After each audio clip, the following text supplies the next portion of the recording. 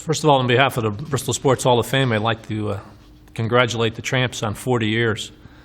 They certainly have been an organization that's done tremendous things for Bristol. We know it was all started back with Julie way back 40 years ago, so again, it's been carried on by a committee, and they've done a wonderful job in the city of Bristol. I guess there's a connection between the Tramps and the Bristol Sports Hall of Fame. And I guess that connection started back in 1996. John Fortunato and Bob Montgomery got together and decided that someone should honor Julie. And since they knew that Julie would never want to be honored by the Tramps, because he was that type of person, he would not want to have a light shine on him, so to speak, they decided that they wanted to honor Julie, and they decided to start the Bristol Sports Hall of Fame. So in 1997, Julie was part of that class. You know, in looking up in Webster's dictionary, I thought of the word legend, because that's what Julie is. And it's a collection of stories about an admirable person. And I'm sure this morning you're going to hear, or tonight you're going to hear, lots of stories about Julie and what he had to do. And I'm sure that that legend will be expanded. I was fortunate enough to earn one of the awards that they give out back in, I think it was 1986. And certainly I was honored for that. And they have honored lots of people throughout their time here. I know now they give out scholarships to kids that, at the 3 high schools in Julie's name. So they do a wonderful job. They do an awful lot of good things. So the legend lives on, and the Bristol Tramps will live on. So again, I congratulate them. Okay, my name is Joe Lanosa. I was on the Tramps Committee for 30 years. It was an honor and a pleasure for Julie to ask me to be on the committee. And it was very educational how he ran the Tramps dinner. In the first early years, it was not about athletes. It was who was promoting sports in Bristol. And after a few years, they kind of ran out, because the same people were still supporting sports. They went into individuals to be recipients. And that kind of changed everything. And it was kind of funny, because the voting part I thought was very, very funny at the time, because we would bring up a name of a certain person and all the things that this person supposedly did in sports. And the committee would vote. He would say, "How do you guys vote?" We would say, "Yes, yes, yes, yes." So there was 8 yeses, and he said, "I vote no. He doesn't get the award." And this went on one night at the barn. We finally got the recipients we wanted, but we turned down maybe five of them were turned down. And I said to Julie, "The committee voted for these people. They were approved, and yet they didn't get it." He said, "Well, your votes don't count." Well, I said, "Then why are we voting?" He said, "Well, you can't tell anybody I didn't give you the chance to vote." So, no, of course, nobody would ever question that. Then I recall another one time that Tom Maroney was very instrumental in handing out the tramp tickets. And he would write your name down, the numbers that you had, because they would collect them and make sure that everything was accountable. So 3 weeks prior to one of the banquets, we were down at the barn, and he would call Sal DiPietro. "How many did you sell?" He said, "I sold 20. Joe Lanosa, I sold my 10, and so forth and so on. And it came up to Petey Buck. And he said to Petey, "How many tickets you sell?" And Petey said, "You're not going to believe it. The tickets are in my pocket. My wife washed my pants, and they got destroyed." So Julie says, "Well, what are you going to do?" So Tommy Maroney had that look in his eye. Something's wrong here. So that night, after the banquet, they were collecting tickets at the door, and Petey Buck's 10 tickets showed up. So, of course, he ran over to Julie, and, of course, Julie said, "Forget it." So that was kind of a funny thing with Petey Buck. You never expect what was going to happen. Then I recall one of the meetings that the first woman that was allowed for a recipient was Debbie James.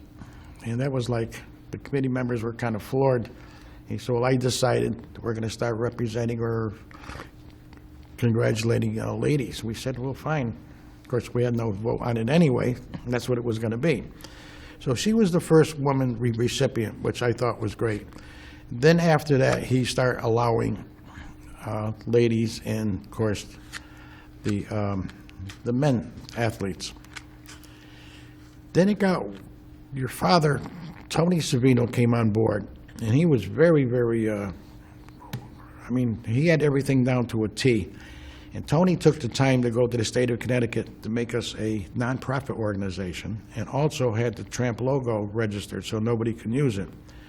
And he did one heck of a job to bring the Tramps to where we started to where we are today. He was very, very instrumental and very well prepared at all our meetings. We never went to a meeting and just sat there. He had an agenda. We never wasted any time, and everything was really, really done well. But everybody on the committee in the old days had jobs. Mine was to get the fan to blow the flag when they're doing the national anthem. Because Julie did not want the American flag sitting still. He wanted it in motion. So we had to get the fans, make sure the angle was right, tested it, and so forth. And he would say, fine, make sure the flag is blowing. Julie, no problem. It'll blow like a hurricane. So then the night of the dinner, we would meet in another room, and the theme was the Rocky theme. Once they started the Rocky theme, then the committee members and Julie would march out, and we all sit at the head table, and everybody, of course, would applaud. And then they had about a 3 or 4 minute slideshow of all past recipients who passed away. And then they had like a moment of silence. Everybody seated. Janet, who was showing the slideshow, had to leave because she was a woman. She was not allowed during the dinner part. So after the show, she left. And then, of course, the father from St. Anthony's would do the benediction, and then everything went. And a couple of the dinners I recall, there was some money made, but nobody would ever question it. And then Julie one morning called me to come down at the barn, and he had 4 envelopes, and they were numbered 1, 2, 3, and 4. He says, number 1 goes to Father Cadeli at St. Anthony's. Number 2 goes to the Boys Club. You didn't know what was in it, and don't ask, don't open, or you'll die. Number 3 went to St. Stan's Church. What the affiliation up there with him, I don't know. Didn't ask. That was it. And the 4th envelope I delivered to St. Paul's to Billy Highland, who passed away, and that was going to his scholarship. Then after a couple more years were going by, we were kind of breaking even with the dinners, and finally, Tom Maroney said, you know, Julie, $15, it was not enough money. Everybody's spending $25, you know, stag parties and this and that. We should go to 25. And Julie said, well, I'm not here to make money. We're just here to have a nice dinner, get a bunch of guys together, and, you know, it's like a reunion type thing. So we said, well, what are we going to do with the extra money? So I can't recall, but someone said, why don't we do scholarships for the 3 high schools to a scholar athlete? We said, fine, that'll work out well. So we started it, and it came out to the amount of money the first year I recall was $500 to Central, St. Paul's, and Eastern. And that tradition, I'm sure, is kept on today because of him, and the scholarships are in his name, which I think is great. And that's how basically the thing went. But I remember one of the dinners at Sebastian's on North Street. There was about 380 people at the dinner, and the Bristol Press reporter came with Carolyn McCarthy. They allowed the reporter in, and Carolyn got turned away at the door, and it wasn't pretty. But Sal DiPietro says, there is no way you're coming to this dinner. So she was upset about it, and then that's what kind of broke the ice, letting ladies get involved in it. And that I thought was pretty neat. But the voting part I always thought was pretty good, because Julie had a good heart.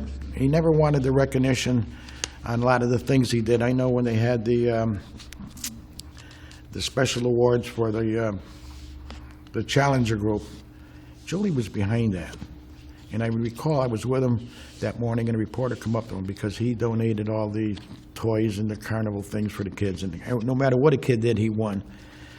But Julie did not want the recognition. And the reporter says, can I interview you? He says, no, go interview those kids. And he always was in the background. I mean, he had a heart of gold. And I'll miss the guy. I knew him since I was in grammar school because his family were close to ours on Park Street. And on Saturdays, he had the station on Riverside Avenue. And he would go to Yankee Stadium just about every Saturday if they were playing. And he would say to me, Joey, make sure you clean all the bays, sweep everything, close up and everything. I said, okay. He used to give me $20, $20. I was like the king of the hill on Saturday night at Nettie's grinder place up there. Guys would say to me, can I have a hot dog? And I would say, give him a hot dog, I got it. You know, $20 in those days, oh my God. But he was good-hearted. He was very, very good-hearted. I always enjoyed his company. he never asked you to do anything that wasn't kosher. He would always say, if you asked him, he would have certain questions, and then he would help you. And I just thought he was a class guy. Bristol was very happy, should be very lucky to have a person like Julie Larice. You know, he did, so many other things maybe I'm not even aware of, but he was quite a guy. He was the man to go to. He was the godfather, he was the chairman of the board, and he was the boss. And I love the guy. Hi, Kath. So nice to see you. It's nice to be here this morning and be able to say some very deserving words about a great organization and certainly its founder, if you will, the great, legendary Julie Larice. I had the opportunity of meeting Julie in the late 60s when good friend Don Perno was in town and told me I was going over to meet the Godfather. I had no idea as to who we were going to be meeting. Went over and had the pleasure of meeting for the very first time Julie Larice. A couple of weeks later, Tony Lodovico called me. He said, I want you to meet somebody, a good friend, Mr. Park Street. So, of course, thinking I was about to meet another new person in Bristol, I make the trip with Tony, only to find out that Mr. Park Street, the legend, the godfather, was one and the same, Mr. Julie Larice. I was honored again. When you meet with Julie, if you don't like Julie, it's your fault. Well, over the years, we developed a friendship. I became very familiar with the Tramps, and I certainly want to thank them for 40 years of giving back to this community. I've always thought that there was another title that belonged to Julie, and that was Mr. Bristol. It seemed to me that he got his pleasure from giving back. Gave back not only to his neighborhood, but certainly to the city of Bristol. I attended a reception recently that the United Way put on, which is called the Community Builders. And if there was ever a community builder, it was Julie Larice. He took such pleasure in watching children succeed and neighborhoods turning themselves around. Bristol's very, very fortunate that over the years, Julie selected this city because he's given back so much. I just want to thank Julie, and I certainly want to thank the Tramps for all they have given to the Bristol community. Happy anniversary, Julie, and a job well done by the men and women of the Bristol Tramps. Hi, how you doing? John Lodovico here. I've been a member of the Tramps since 1983. Funny story and how I got involved with this. I got a telephone call from Eddie Gatum, who was a past, unfortunately he's not with us anymore, but a past member of the Tramps.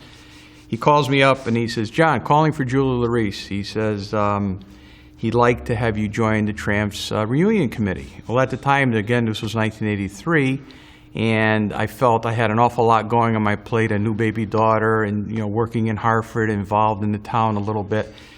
And my first response to Eddie was I declined. There was no response on the other end of the phone, and I says, Eddie, you still there? He says, yeah. He says, well, what's the problem? He says, well, no one's ever said no before. Make a long story short, a week later, I get a call from Julie, who I've known all my life, and he says, come, I'm down the barn, why don't you stop down to see me? I'd like to talk to you. Went down the barn, sat down with him, and it was never asking, would you like to come on board? It was, this is what you're going to do. Hence, I'm still involved with the Tramps. I'm currently treasurer. A great organization. I have so many stories of Julie because my uncle Eddie Lodovico, or Ed Lodovico, I should say, was his right-hand man. He was the manager of the Tramps going back to the early 30s or 40s. I'm not quite sure.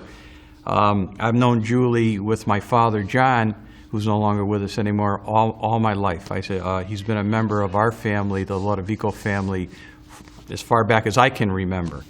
Another short story I have of Julie is when he was inducted, and I think it was called the New England Hall of Fame. This was about maybe, I think it was the mid-70s, it was the early 80s. And make a long story short, he was called to the podium, and the dinner was in Middletown, Connecticut, and there was 300 or 400 people in the audience at the time. at that dinner.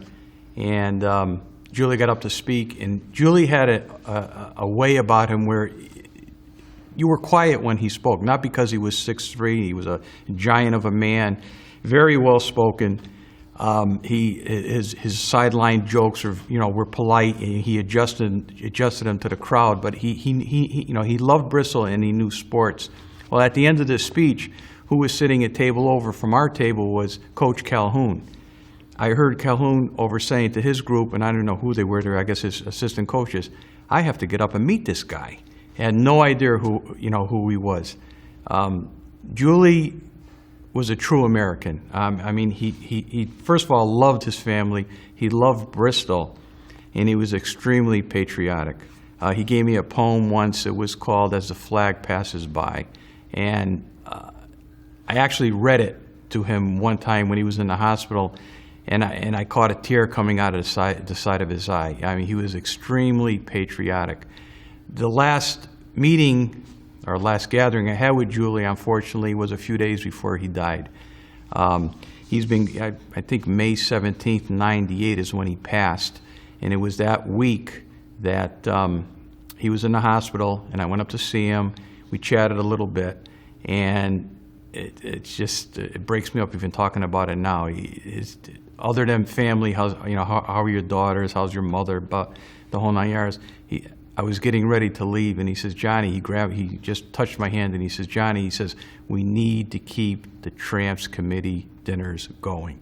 Long after I'm gone, we need to keep this going. And, that's where we are today. I mean, there's probably so many stories we could all say about Julie. It's just that there's not going to be another Julie Larice. I mean, it's just the way it is. It's just the way it is. And we are moving forward. And, it's a great organization, a lot of volunteers, a lot of good committee members. Tony Savino, I mean, the foundation was there. Tony came on board. I think he became executive director in 2004. And he more or less put it all together and moved forward. It's just, it's a great organization.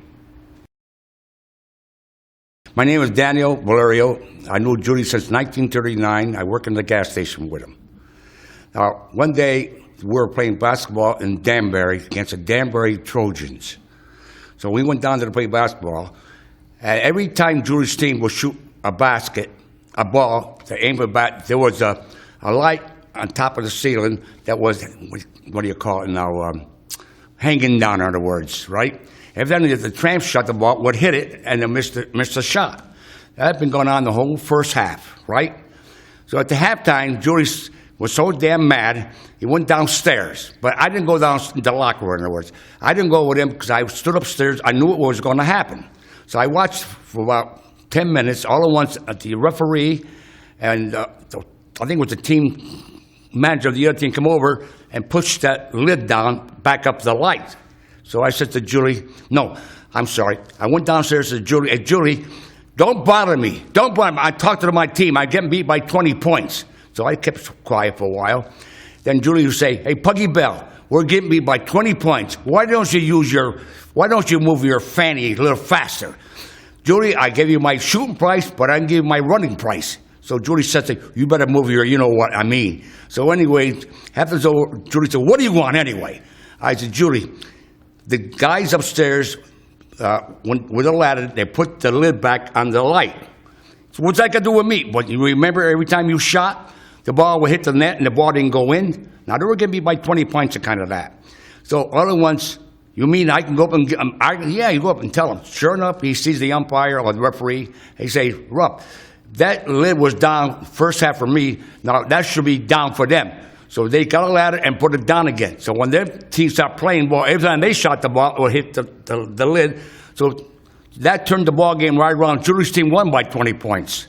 So that's the story, one of the stories. Perfect. That good? Yeah, perfect. Okay. Now, the other one was we were playing softball down the old Bristol High School. It has a track around there, and I'm playing right field. So it was a fly ball hit more towards Julie out in the track. So I ran for the ball, and I dove for the ball.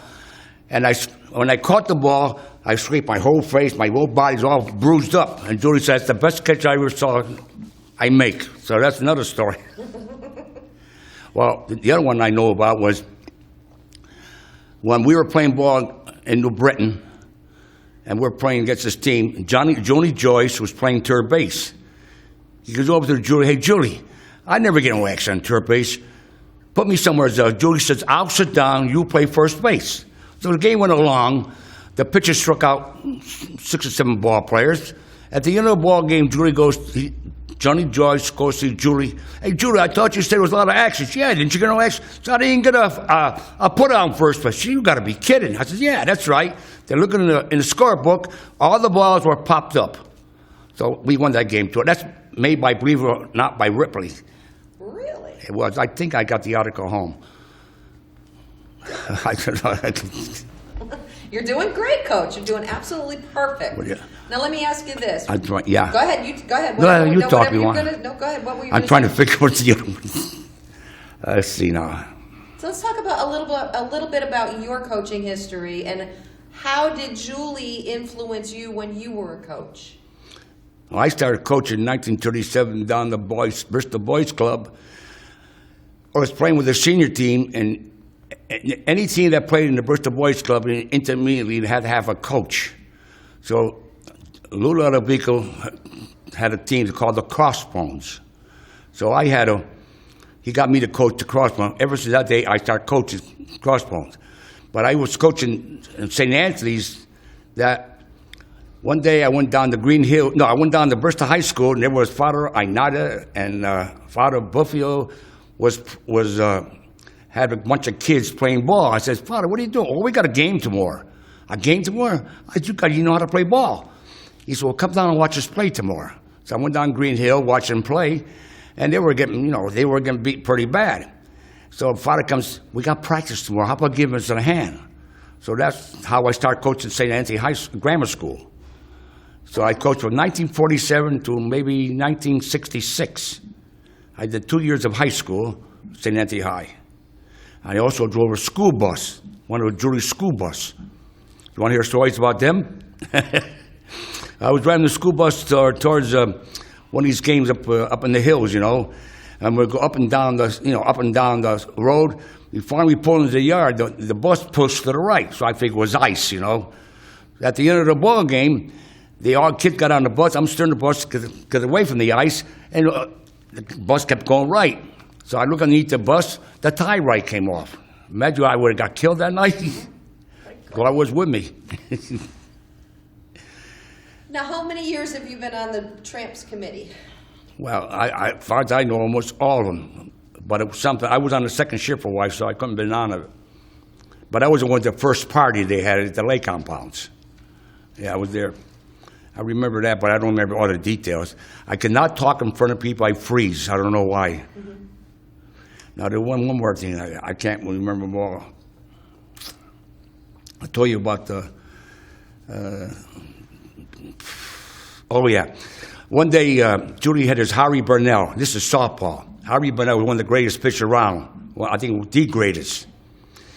One day, Harry Burnell brought his own catcher with him. See? But his catcher didn't show up that day. So Julie said, you gotta catch Burnell today. Warm him up. You got to catch him. There's no problem, Joe. I always warm him up. So anyway, the game went along.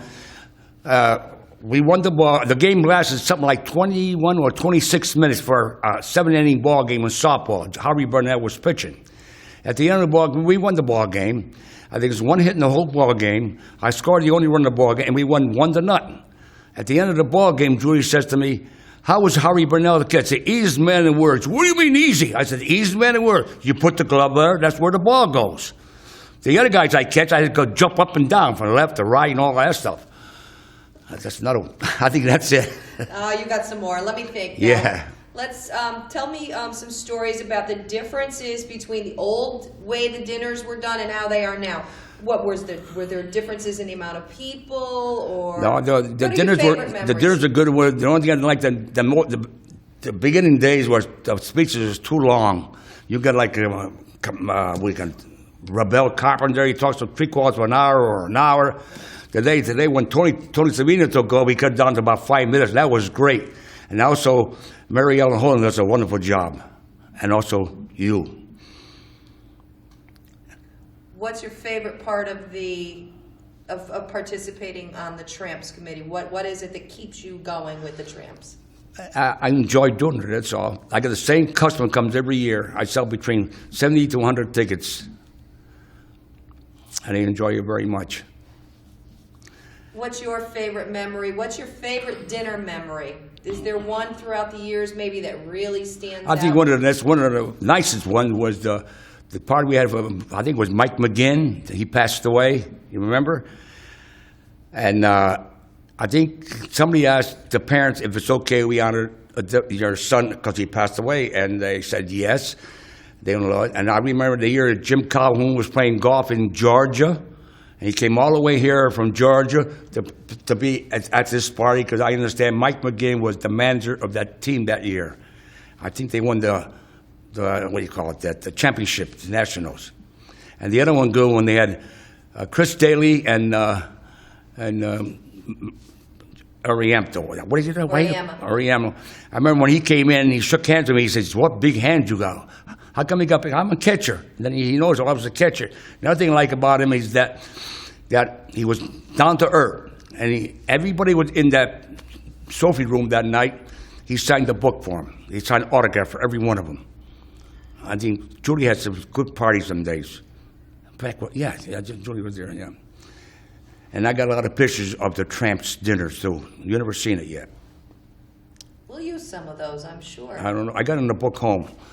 So if you want to look at it, you can look at it. Tell me about Julie Larice Way. How did that happen?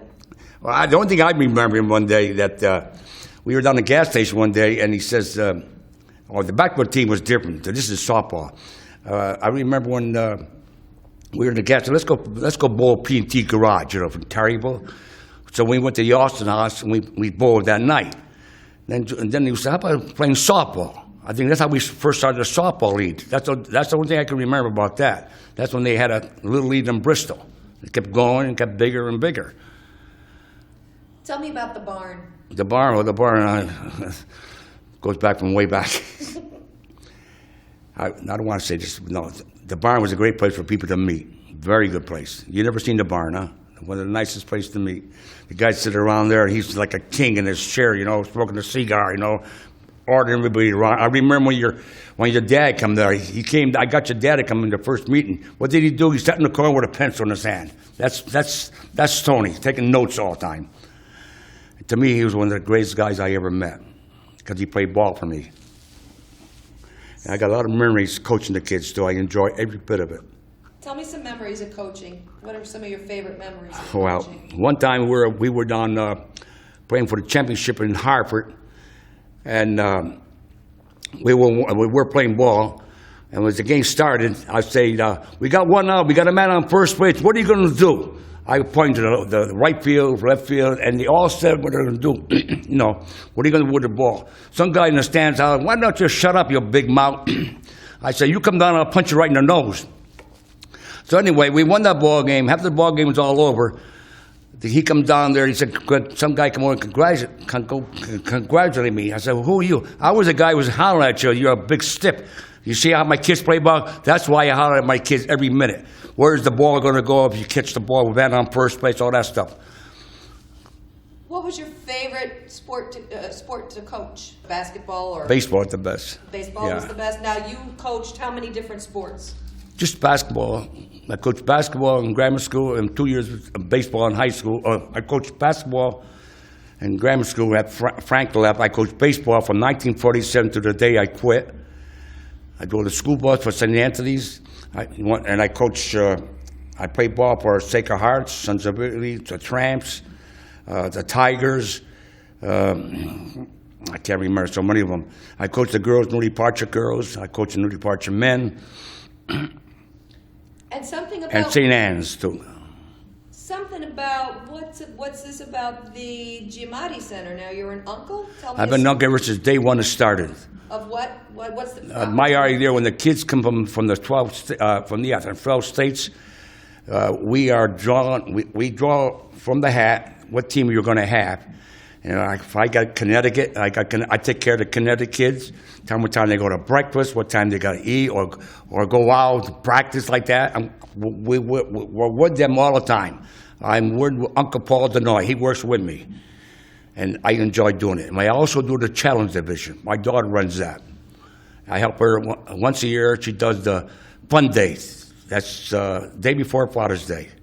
We run the games. And you go see some of these kids.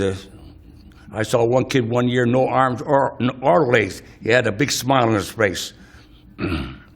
So the fact that you've had so many coaching opportunities, you've been involved in sports your entire life. My life, yeah. Like my wife says, the only way it can be one is to join them. The love of your life. Yep. My wife was with me all the time. We played ball. Took her to all the ball games. I remember when he played basketball down the old high school down there. You know, when the tramps first started. The old high, and also the Armory. When he had the Army, I had the primary games with the kids. You know, it's coach a primary game. I did a lot in my time. Pretty amazing life, Coach. Yeah. Well, your father should know. He got banging with me quite a bit. Any other stories you can think of Wow. that you want to Offhand, relate no. to us? Somebody else was sitting here, and they talked about it. Maybe it'll come to you. Let's see. We talked about the Little League. We've talked about baseball.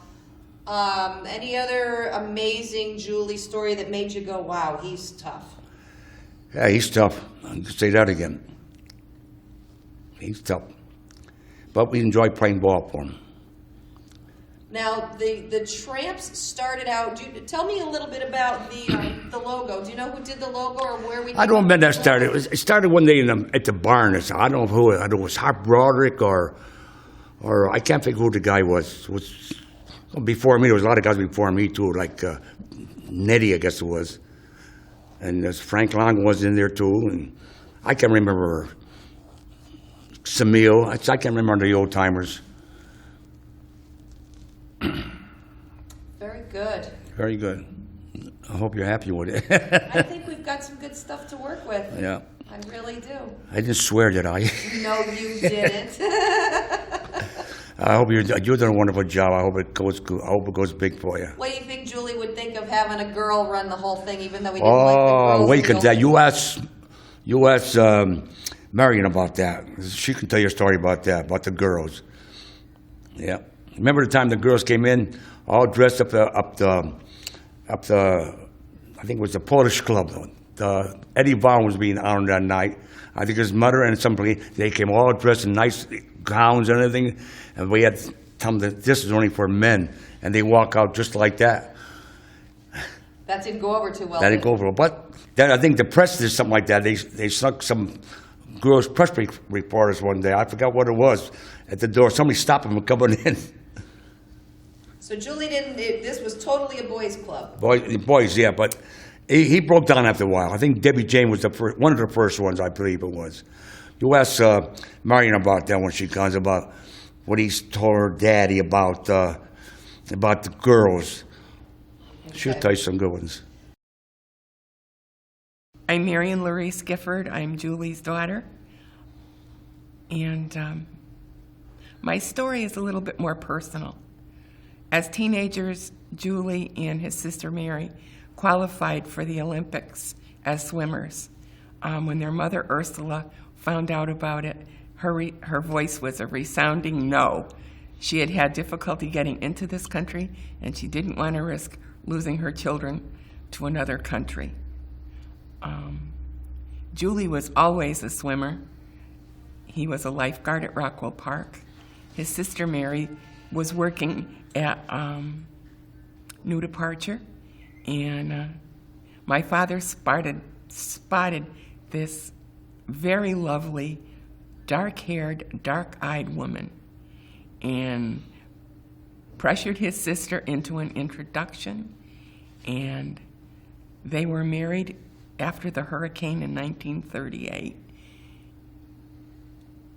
Daddy's plan was run amok. The Mohawk Trail was devastated by the hurricane, and so they wound up in New York City And surprise, surprise, at Yankee Stadium. So they settled into an apartment in a home that was owned by my grandparents on the banks of the Pequabic River in Terryville. And with a little bit of more influence from my mother's family, Daddy managed to get the gas station on Memorial Boulevard, the Flying A Tidal station, which he ran very successfully, thanks to an awful lot of people, devoted customers and devoted help. And I came along in 1943, and by then the carnival bug had bit, so he was beginning to work for Belform shows. I can clearly remember the Sunday morning. We had just finished breakfast and lunch, and it was an icy, horrible day. And Daddy was getting dressed to go to a Tramps ball game. And my best, I must have been all of 3 or 4 years old, and my best childish voice said, "Daddy, Daddy, look," as we watched this little toddler, pink snowsuit, go down the embankment of the American Legion parking lot, and the little girl slide right down and into the Pequabic River. Well, the lifeguard came alive again, and I watched my father run through the crusted snow, across our very large backyard, and into the Pequabic River to pull out this little toddler. And he held her in his arms, and he walked up the embankment into the bar of the Legion, the American Legion. And there was a great deal of real estate between the Legion and our house. And the doors were closed, but you could hear his voice loud and clear. And when the child was deposited in her father's arms, Daddy came home, changed his clothes, and went and did his coaching for his Tramps basketball team. And we won that game.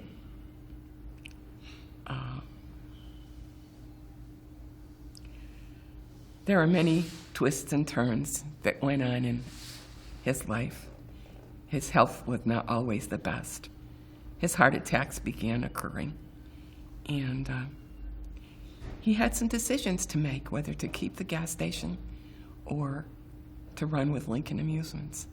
And the decision was made for Lincoln Amusements. And I often wanted to remind him, and I had the opportunity a couple of times, to remind him of the profound impact that Lincoln Amusements had on other people's lives through the church fairs and support of their parochial schools, through the 4-H, and just so many other ways. The sports events, the wonderful things that he did in sports promotion, the wrestling arena that he had, commissioner of, I believe, only basketball, but it might have been more. And I just would like to end with, Daddy, you gave it your all, and you did the best you could. And a lot of people have benefited from that. And I would like to offer my profound thanks to the people who continue his memory and work so hard to keep the Tramps reunion going. Thank you. One of my cherished memories, and I've shared this already, is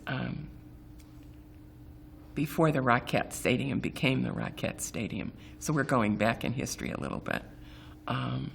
He was invited to view a few baseball candidates, and he watched them perform field and catch and run the bases, and when asked his opinion, and there was one gentleman they were particularly interested in, and when asked his opinion of the gentleman, he said, his legs are too short, he can't run. And beside, what kind of a name is Yogi? And he got to pay Mr. Barra back a little bit. They had a private dinner at Mama Leone's, and he had a chance to apologize and swallow a little bit of his coaching pride.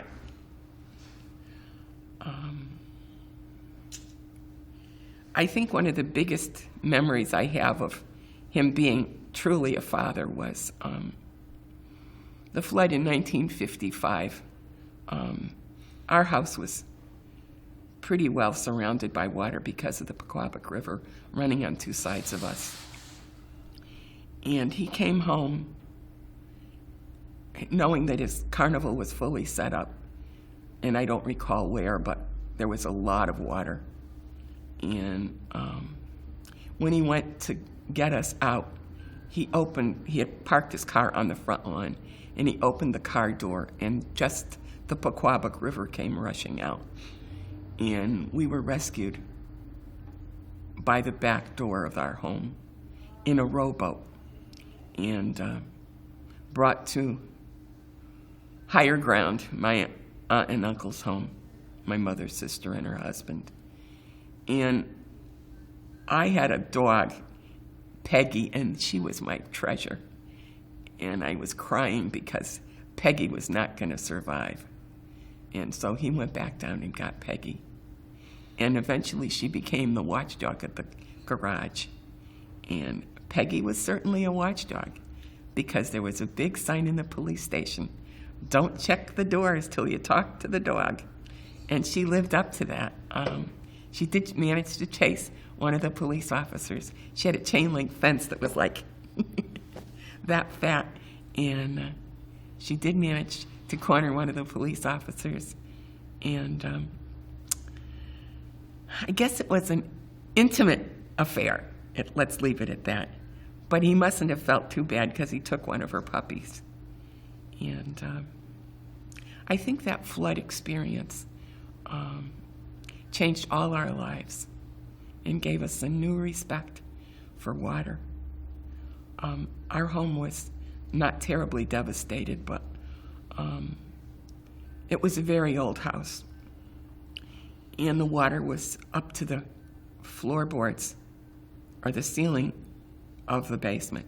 So Daddy came home with a pump, and he and a friend, George Alchawi, who are both now deceased, and I hope listening to this from heaven, were busy pumping the big garage. And my mother, in her wonderful curiosity, we didn't realize how deep a hole in the backyard. And my mother stepped in it, and we almost lost her. And I was screaming for my father. And George came out and pulled my mother out of this enormous sinkhole that the water had dug. And it gave me a new respect for water to watch my mother almost drown. I was blessed with a phenomenal pair of parents. My father taught me how to work, and my mother taught me how to pray. And I think that's what's gotten me this far. Again, thank you.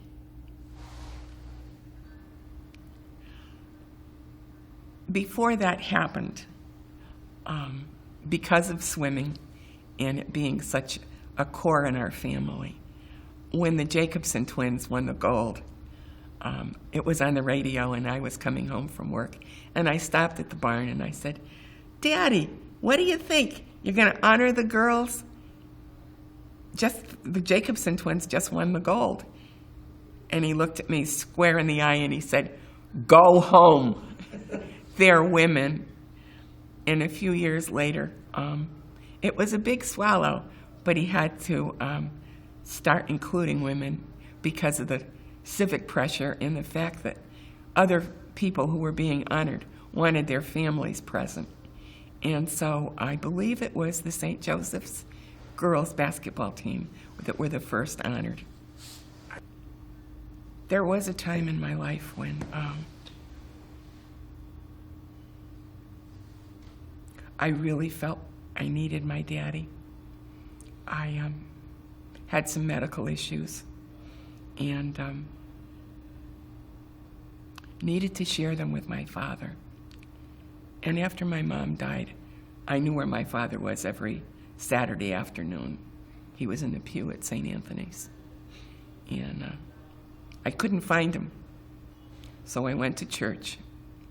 And you had to give him an elbow to make him move in the pew. And I said, I have to talk to you after Mass. And Tommy Plouffe, who had bought Lincoln Amusements, was having an issue with a ride. And Daddy felt very pressured to be there. And I wanted to go down with him and so I could talk to him on the way. I believe the show was set up in Greenwich. And he said no. So I pinned him against a telephone pole and said, Daddy, I've got a brain tumor. It's operable. I'm going on vacation, and when I come home, I'm having the surgery. And I understand, I'm glad I wasn't in the car, because he cried all the way to Greenwich and probably shed a few more tears after that. But for my father, there were a lot of first-time experiences. He had never hung his clothes up in a closet, and part of my rehab was I needed to be able to hang my clothes up in a closet. And so he hung my clothes up for me. One of the times I just couldn't get there. And for both of us, it was an extremely humbling experience. I remember your dad crying down on the barn about you that day, and I told him, don't worry, she'll be all right. That's where my mother and my faith came through. I'm She your was- second daddy. I know that. I know that. And I'm honored for that, Danny. You know that, too. I'll still pay your visit every month. Okay, You are there so faithfully, and it means so very much. We don't have a lot of family. But thanks to the internet, Yeah. we now have, I have been connected to extended Larice family in Aranzo, Italy. Oh, yeah. And we have a little boy, so the Larice name goes on. Keep going. His name is Alexandro. So, And the little girl just born the 13th of March is Roberta. And being a Larice, she came in a blizzard with avalanches and 80 inches of snow. And they have sent me pictures. And except for the little cleft in the chin, you could line them right up with the rest of the Larices. It's the red hair that came from my grandmother and my dad's two sisters. They were known as the Redheads in Bristol. It took me a while to get past that there was no way I could continue to help with the Tramps reunion. But one of the things that makes me really, really happy and very proud of what this organization is doing is the 3 scholarships. For me, it's the backbone of what we do. We recognize athletes and we give them awards. But the 3 youngsters, if you look at the history of these 3 young people that are honored every year, they're phenomenal students and athletes and wonderful citizens. And I think that's one of the best things that the Tramps reunion can do. Daddy started this with the intention of having many of his old gumbars, if you will, and many of the athletes in the city come together and share. And he purposely chose the menu and kept the price down so that everybody could afford to be there. And for a while they were doing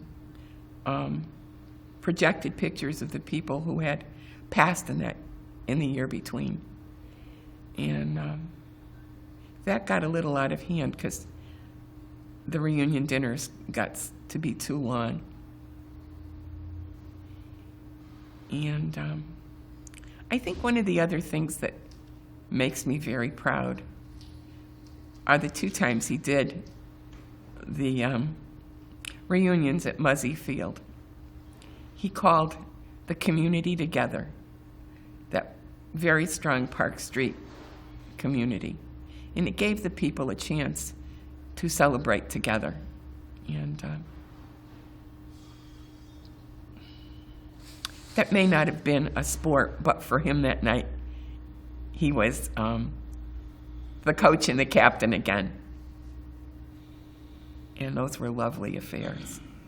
And I am so glad that Dan Valerio made the opportunity to film them, because I have shared them with people now who are in residence with me, so they get to see their loved ones, or what they look like a lot younger, including myself, and Daddy. And those are treasured.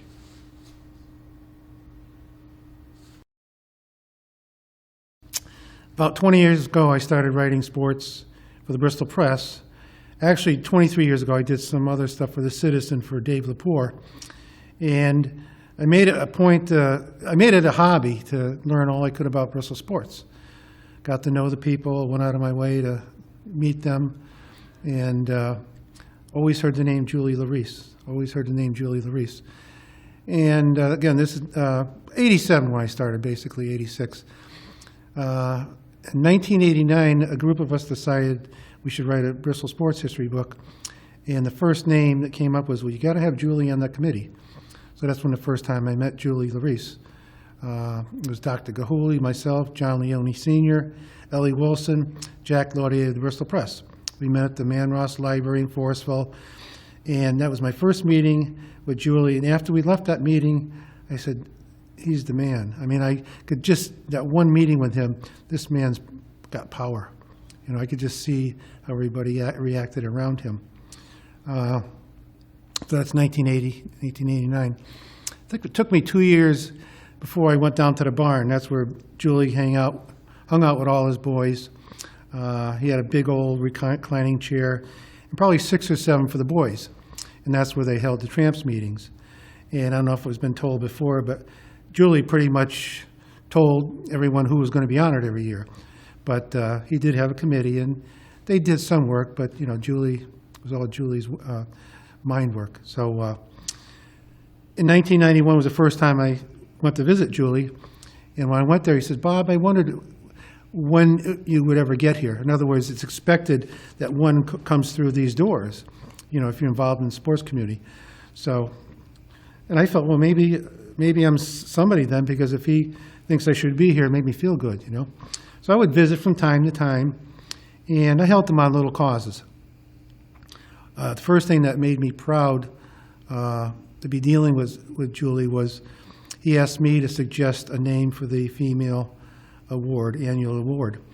And first name came to mind to me was Lydia Jabs Bailey. But I gave him others, did some research, and he agreed with me and took that. So I kind of take pride in that I named that award, especially for Julie. I mean, you know, he's the man. So the next big surprise, I'm going to say 1993 or so, I'm at a Tramps meeting. I'm still not a member of the Tramps committee, and I'm at the dinner and enjoying it and catching up and trying to meet the guys I had written about for the past 3 or 4 years. I open up the program book, and I look at the committee, and I see my name as a committee member. And I said, well, I was so proud. I mean, that made my night. I went home, I was so proud. I'm a tramp. Julie put me on the Tramps. But it was typical of Julie. He never asked. He just, you know, it's there, you're on, you know. So that's how I get started. And I tell you, to this day, he's been very special to me. I mean, I've always looked up to a legend. And I used to worry about not using that word in my writings or whatever. Who's a legend? Sometimes we have a day we get overexcited about something or underexcited. He's a legend one day, not the next day. But I was very careful. I think the first time I ever used the word legend in my writing, I referred to Julie. And now he's been gone many years, and it still remains. So yes, he was a living legend at the time. And I kind of sensed that, and we all know now, yes. And he will be a legend for years and years and years. And as far as the Tramps go, you know, #1 guy. So that's my first dealings with Julie. I've had a lot of good experiences on the committee. One year, to come around full circle, I was honored by the Tramps 5-6 years ago, and I was so proud. I really was so proud, and I was honored with Bob Callett, who's my friend, Bev Strong, who's a nice lady, and we're friends. And it was just almost like a family night for me to be with these two and to chat with them and be honored the same night. It really meant a lot to me, more than I probably showed or could even say now, but it was a tremendous honor. To be honored by your peers, Bristol Sports, I mean, there's nothing better, very proud. I can remember after the meetings, after our annual dinner, maybe within a month, Julie would take us up to Pequabic Golf Club, and we'd all get together and just talk about, get together and talk about the evening and everything. And it was very nice how we did that. And those were the good old days.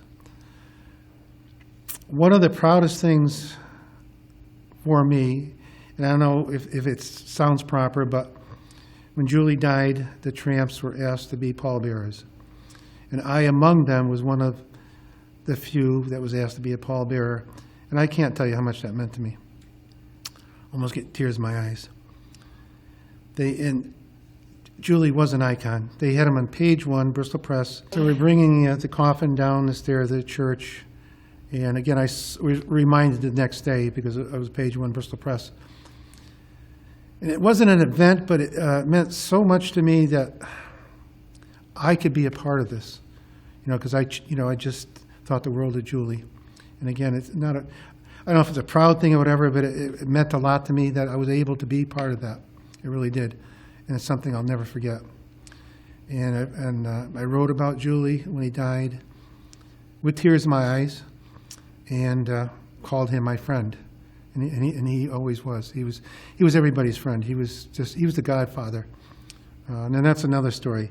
There'll never be another person like Julie, a big old Italian guy who was godfatherly like. It's just one of those things that happened. Nobody else could ever be him. He was like the unofficial mayor. He helped so many people, organizations, the leaders. People went to him, and he helped solve problems. He helped financially. He did all these great things. And many, many, many things that I know about that I don't think he knew that I knew, and a lot of people don't know. I'm sure others know what he does, but he really didn't want to push it too much. So he was just a very special person.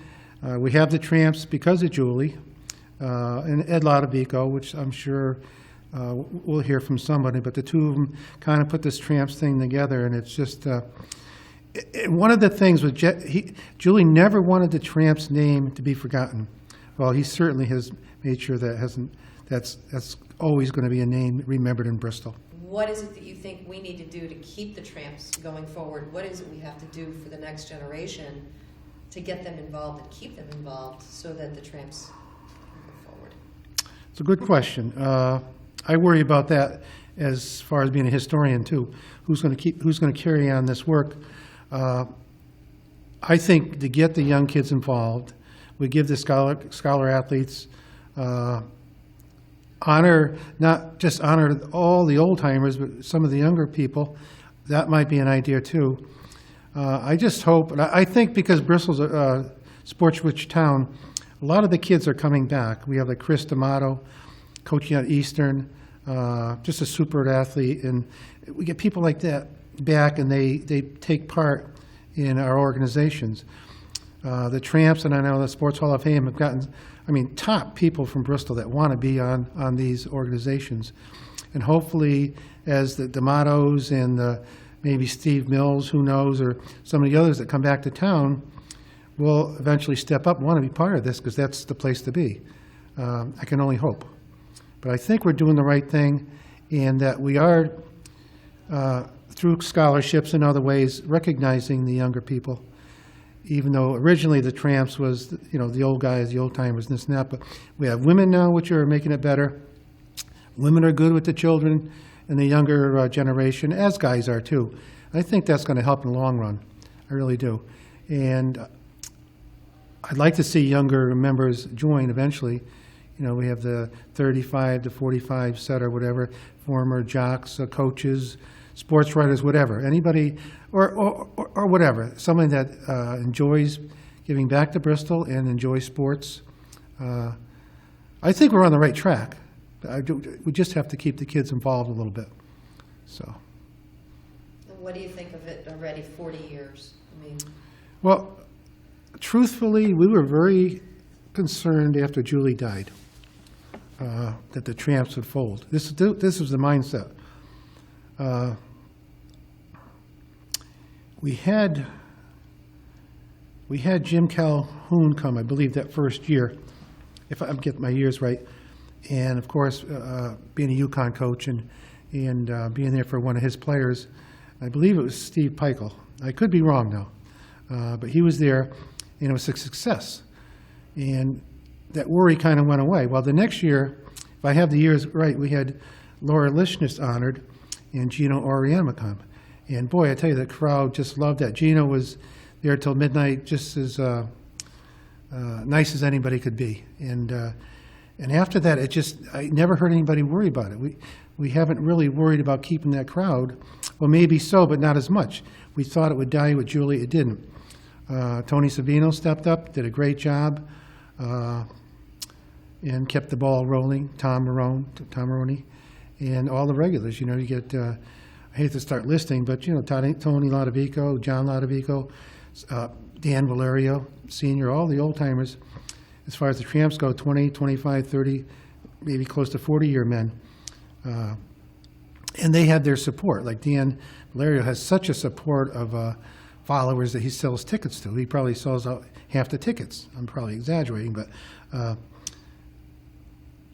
I don't see where we have to worry. I really don't. I think there's always a need to honor Bristol's athletes. Every year there's so many athletes that pass through. Every year there's so many athletes that pass away. So we'll always have those numbers, and we'll have that interest. And as the kids grow older and mature, I believe they're going to carry it out. I don't think we'll have a problem.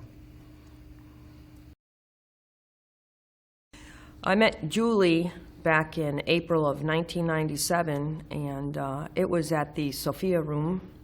I was being honored for my shooting career that I had had, and the Tramps committee had given me a letter and informed me that I would be honored at this dinner. So I was very, very excited in anticipation of it. I was at the Sophia Room quite early, and as I walked around with my husband and my son, there was this gentleman there, and he walked up to me and he said, "Excuse me, I don't know who you are." And I looked at him and I said, "Well, and I don't know who you are."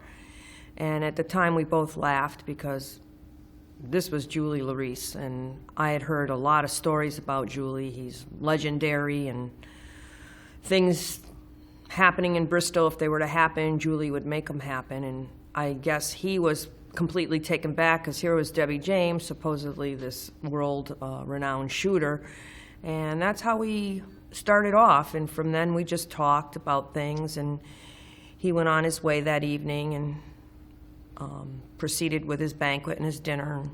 I went home and put my plaque up in the rec room, and about probably a month or two after that, I received a call from Julie, and I had no idea what it would pertain to. And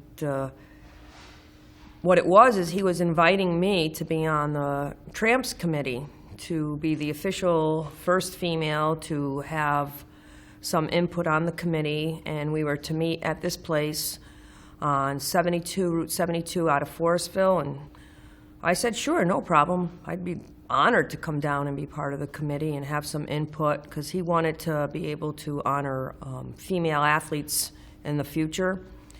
So I got in my car and I drove around, and I'm looking at the address and I'm saying, no, this can't be it. Drove past it, drove back again, and I said, no, this can't be it. It can't be it. I pulled in, and sure enough, there's this barn in the back of this house, and I knocked on the barn and walked in, and there was Julie and a couple other members. I believe it was Dan and Tom. And he had this big old recliner there, and I went to sit down in it. And of course, Tom and Dan both informed me that that's Julie's seat. No one sits in Julie's seat. So I said, okay, that's fine. And I attended the meeting, and we talked about many things. And Julie had just stories after stories to tell. And for me, it was kind of cool because it was going back maybe into the 1940s and 1930s when you see all the old movies on TV in black and white and what happens and what goes on, and it was just like, here I am, living history with Julie. The meeting ended, and I went home, and probably several weeks after that, again, he called me up and he asked if I'd like to go to a luncheon with him and several other members, and he picked me up, a very respectable, gracious man, and we proceeded to go out to dinner up in Waterbury. And again, he told me many stories about how when he would travel with his boxing ring, and he'd set up, and he was the first one to have what they call a flexible flooring for boxers. And he spoke of Pepe, the boxer, I believe, from Hartford, and what they would do and how they would prepare and things like that. And just stories in general that would make you kind of chuckle and smile and say, those were different times then, and as compared to now. After that, Julie, I guess, he became very ill and sick, and I didn't see too much of him, and he then passed on, and the Tramps Committee is as it is today, with many of the members all just totally in and dedicated to Julie, hard workers. They've achieved so much since he's passed away in honor of him and in honor of the committee and in honor of many of the athletes that have been honored in the past. And it just was a great adventure for me to have known Julie and to be part of his committee and to be one of the first women invited onto his committee. He did speak to me many times about, knowing and being grateful for women athletes, and he knew that it had come into time now where many sports were offered to athletes, women athletes, and that he wanted to be one of the first and break ground in honoring many women athletes in Bristol. And as he did, I remember reading about a story back in the Bristol Press when a woman, excuse me, from the new Bristol Press went in to interview, to interview and to attend one of the ceremonies, and I think she was politely asked to leave. And Julie had spoke to me about that he then recognized that it was time to seek out women athletes, to seek out women as part of the committee and move into a new era. And I admired Julie for that, because sometimes it takes a very long time, particularly sometimes our older generation, to move into modern times. So I think of him greatly for doing that. I don't know how my eyes were and stuff. They looked like they were all over the place. For the whole thing? Yeah. Oh, it's excellent. And Your eye contact with the cheers, excellent. okay, all right, so tell me when I can go again. Okay, go ahead. Now that I'm talking about Julie in reference to wanting to bring more women into the spotlight here, he told me a story about Bristol Eastern High School, and one of the first times in the history of Bristol, the Bristol Eastern girls basketball team had qualified to be in the state CIAC tournament.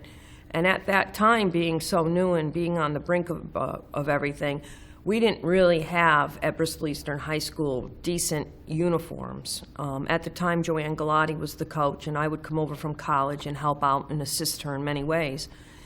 And Julie had gotten wind that the girls were going to be participating in this tournament. I believe that was in the era of Tammy Chapman and Gail Erickson Borkowski at the time. And he, like I say, times were different then. He called the Bristol Police Department and asked if they could send a detective's car down in an emergency type of form to pick up these uniforms that he was able to get prepared in 2 days for the Bristol Eastern girls to wear so that they would have a decent uniform in tournament play. And I was reflecting that with Joanne Galati, and she didn't really know how that happened, but all of a sudden they were in this tournament, they needed uniforms, and within 2 days they had these uniforms on her desk, and she was passing them out so the girls could participate and have decent uniforms in the CIAC tournament. And that's the kind of man that Julie was. I mean, he went out of his way to take care of things and to take care of sports. And he was an honor to our town, and I'm glad to have known him. Thank you. The evening you got a call from the Tramps that you were going to be honored, how did you feel after that phone call?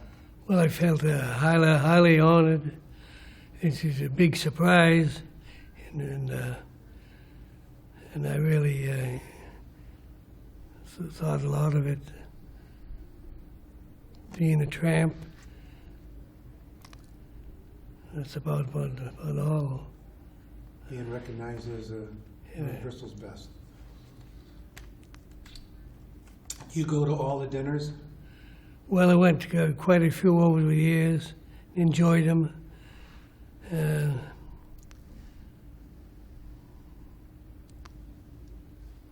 Most of the time I went with some of my buddies.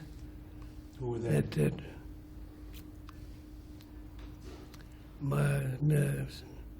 Sullivan, a fellow guy by the name of Sullivan.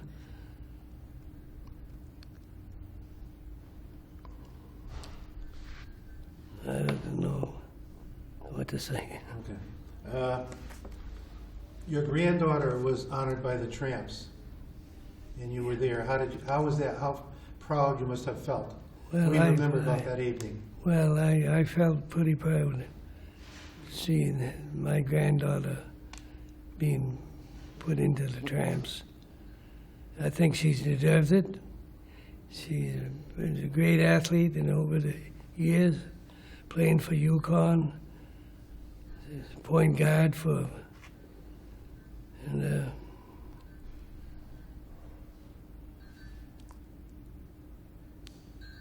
I think she's one of the best athletes that come out of Eastern High.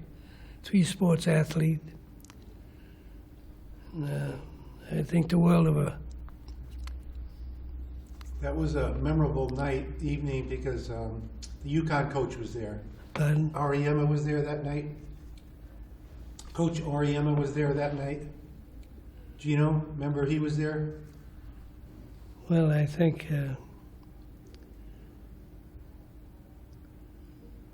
mother and the father was there. Okay. And one of her brothers, I think. Were you there when he was honored? Yeah, I was there when Butch got in. Can you talk about that? When Butch got in, that was a long time before. Before He you was went? a swimming instructor at the boys' club for years. Yeah. And Butch, nice guy, he deserved it too. He's having a little problem with his health now, lately. Bad back, but hell of a nice guy. It was very nice to have them. Okay. Very nice to have them also being put in by the Tramps. Jim Masters is one of my best friends, and he's been a chain gang a long time. And I think him and the rest of the chain gang really deserve it. Do you have other friends that were honored? Like, talk about Butch Brick. One of your best friends is Butch Brzezicki. Yeah. He was honored. Yeah. Tell me a little bit about Butch and how you think that meant to him, because he did so much for Bristol. Well, I know that he was a swimming instructor down at the boys' club, and had a lot of friends from the boys' club over the years, and I was one of the guys that asked Butch to get into the senior games,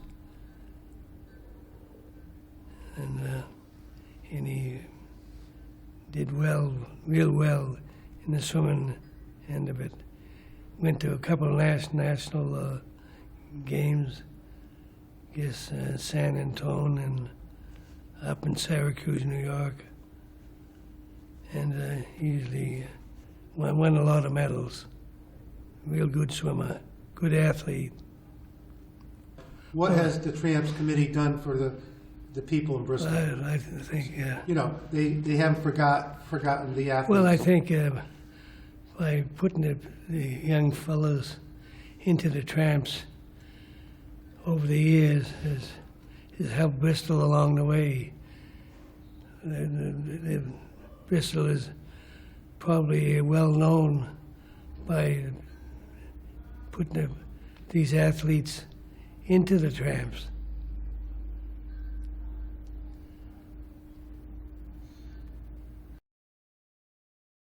Val McCormick and C. Stewart Anthony were two good friends of Julie, and they used to do the slideshow for him. One day, C. Stewart Anthony came over to me and said, I'm getting old and I'm getting nervous. I want you to take on something that I do. I want you to go show the slideshow. You'll have to show it once a year. It's in and out. It'll be easy. So I said, okay. So he gave me the slideshow, gave me the information, and sent me to, I think it was at Leone's in Bristol, which is now where Walgreens is. I show up early in the morning because I'm a little nervous about this. I set it up, and as the evening starts to come, I see these men coming in. I see more men coming in, and there's no women. So I thought, here I am by myself. So I had a couple drinks. I said, oh, this will make it easier. And then all of a sudden, the room was full of men. And I thought I must be in the wrong room. And two men actually physically came to the bar, kind of touched me on the shoulders and kind of said, let's get up, and actually physically walked me out of the building. And I thought, you know what, I don't care about the equipment. I'll figure it out another day. Something went wrong. Julie was in the parking lot coming in as they were escorting me out. And he said, put her down. And then I went over to him and I said, Julie, I don't know if you realize this. It's only men in there. I don't think women are allowed. And he said, I do. And he said, you will go in there and you will do the slideshow. And I said, okay. Too afraid to say no to Julie at the first time. So as soon as I did the slideshow, I opened the back door and I started bringing out my equipment. I was trying to get out as fast as I could. And he goes, where are you going? I go, I'm running out of here, Julie. He goes, you will sit. There's a space for you in front, and you'll have your meal there. He said, I want you to. So I did. I finished packing up my stuff, and I thought when I was out of there, oh, they'll never see me again. So I called Julie, I don't know how long, and I said, Julie, you know what? I'll set it up during the day. I'll do what you want, but I can't do it. You know, they're all men. And he said, Janet, you'll do it, and you'll do it every year. And that's how, since the mid-'70s, I was doing the slideshow. Either the first or second year, there was a person called Jimmy Pickett, and he was actually watching me do the slideshow. And then we redid the slideshow, I believe only once, because Julie wanted everything the same. And his picture was going in the slideshow, which meant he was no longer alive. The slideshow was to honor men that had passed away. And it was a wonderful idea. And I saw his picture and I said, oh my God, he was here watching me, giving me all these ideas, talking about his life, and now I'm putting his picture in this projector. And but Julie with the slideshow, he would go and he would ask the widow for a picture. And no matter what picture she would bring, he would put that in. I remember there was one picture, and if you look at the slideshow, you'll see a pen mark all around the face. And I said, Julie, maybe we could get another picture. He goes, no.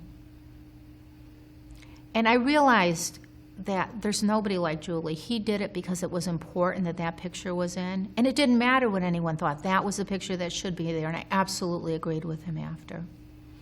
And then when he wanted to redo the slideshow, there could only be one voice. And we had to work around that one voice, Val McCormick. And if anything ever happened to Val, the slides would never be changed. He was the most loyal man I ever met. and very, very honorable. And I think that's why I stayed on, though. Every year, I would take the day off, I would do it, I would eat, but it was not a comfortable feeling. He always tried to make me feel comfortable. And I thought this really was for men. And, you know, I don't think any group of women could do what this group of men did, because the committee was probably the most honorable and sincere and wonderful men in the entire town. There was no doubt in my mind. And they said, you know, everything they meant. They were kind to people. Julie was the type, if something happened, you would never hear him say that. He would never say anything unkind about anybody. And if somebody did something wrong to Julie, he wouldn't talk to him, but he would never say why, and nobody else would know. I can remember in the slideshow there were certain things that were very important to him, because I would be there all day. I would be a wreck. I thought, if anything ever happens in the slideshow, and he said to me, it'll be fine, you'll never have a problem, and I said, you're right. So I would be there all day just doing it over and over again to make sure everything would be fine. And he would show up early. And one of the things that was very important to him is he would have to have a fan there. So when you did the Pledge of Allegiance, the flag, you know, would be moving. He said that was just part of, you know, America. That was part of the song. That was part of the Pledge of Allegiance. That was just a small thing. And these small things meant a lot to the dinner. The slideshow was shown, I think, for almost 20 years or even longer. They would do, the priest would get up, give the prayer, and then Julie would say, and I expect everyone to remain standing for the slideshow. It was very important that no one stood, because we were honoring all these men in Bristol for what they had done. I remember one year, Fu Fournier, I believed, had a heart attack as soon as I turned the slideshow on. That was at the Sophia room. And I thought, should I shut it off? And I thought, I looked at Julie until he gave me the signal. That was going on. The ambulance came in, the slideshow was going. So I never shut it off. I let it roll. Yeah. Now, were you the first woman to be asked to sit on the committee? No. No, he wasn't. Who was? It was Debbie James. To sit on the committee? Correct. Okay. I am not an athlete. I think I was asked after she was asked. I think they asked me just because they were so kind, and I had been there for 20 years. They wanted me to be on the committee. But when it came to sports, I never played a sport. I didn't know really anything about sports, and I just thought it was an honor to be asked, and I went on the committee. And when they would ask, who would you recommend, but I stayed there for a while because it was just, you weren't going to meet better people in your life. Everybody there. And that's why, they didn't allow women, and I would fight for them. This was a man's thing. This was their pride and their sports, and they were honoring their own. And I thought they had every right to do that. And I can remember about 3 or 4 years before they started allowing women, Julie would say to me, after the show, at the end I would say to the very end, because he wouldn't let me clean the slideshow because he knew I was finally comfortable.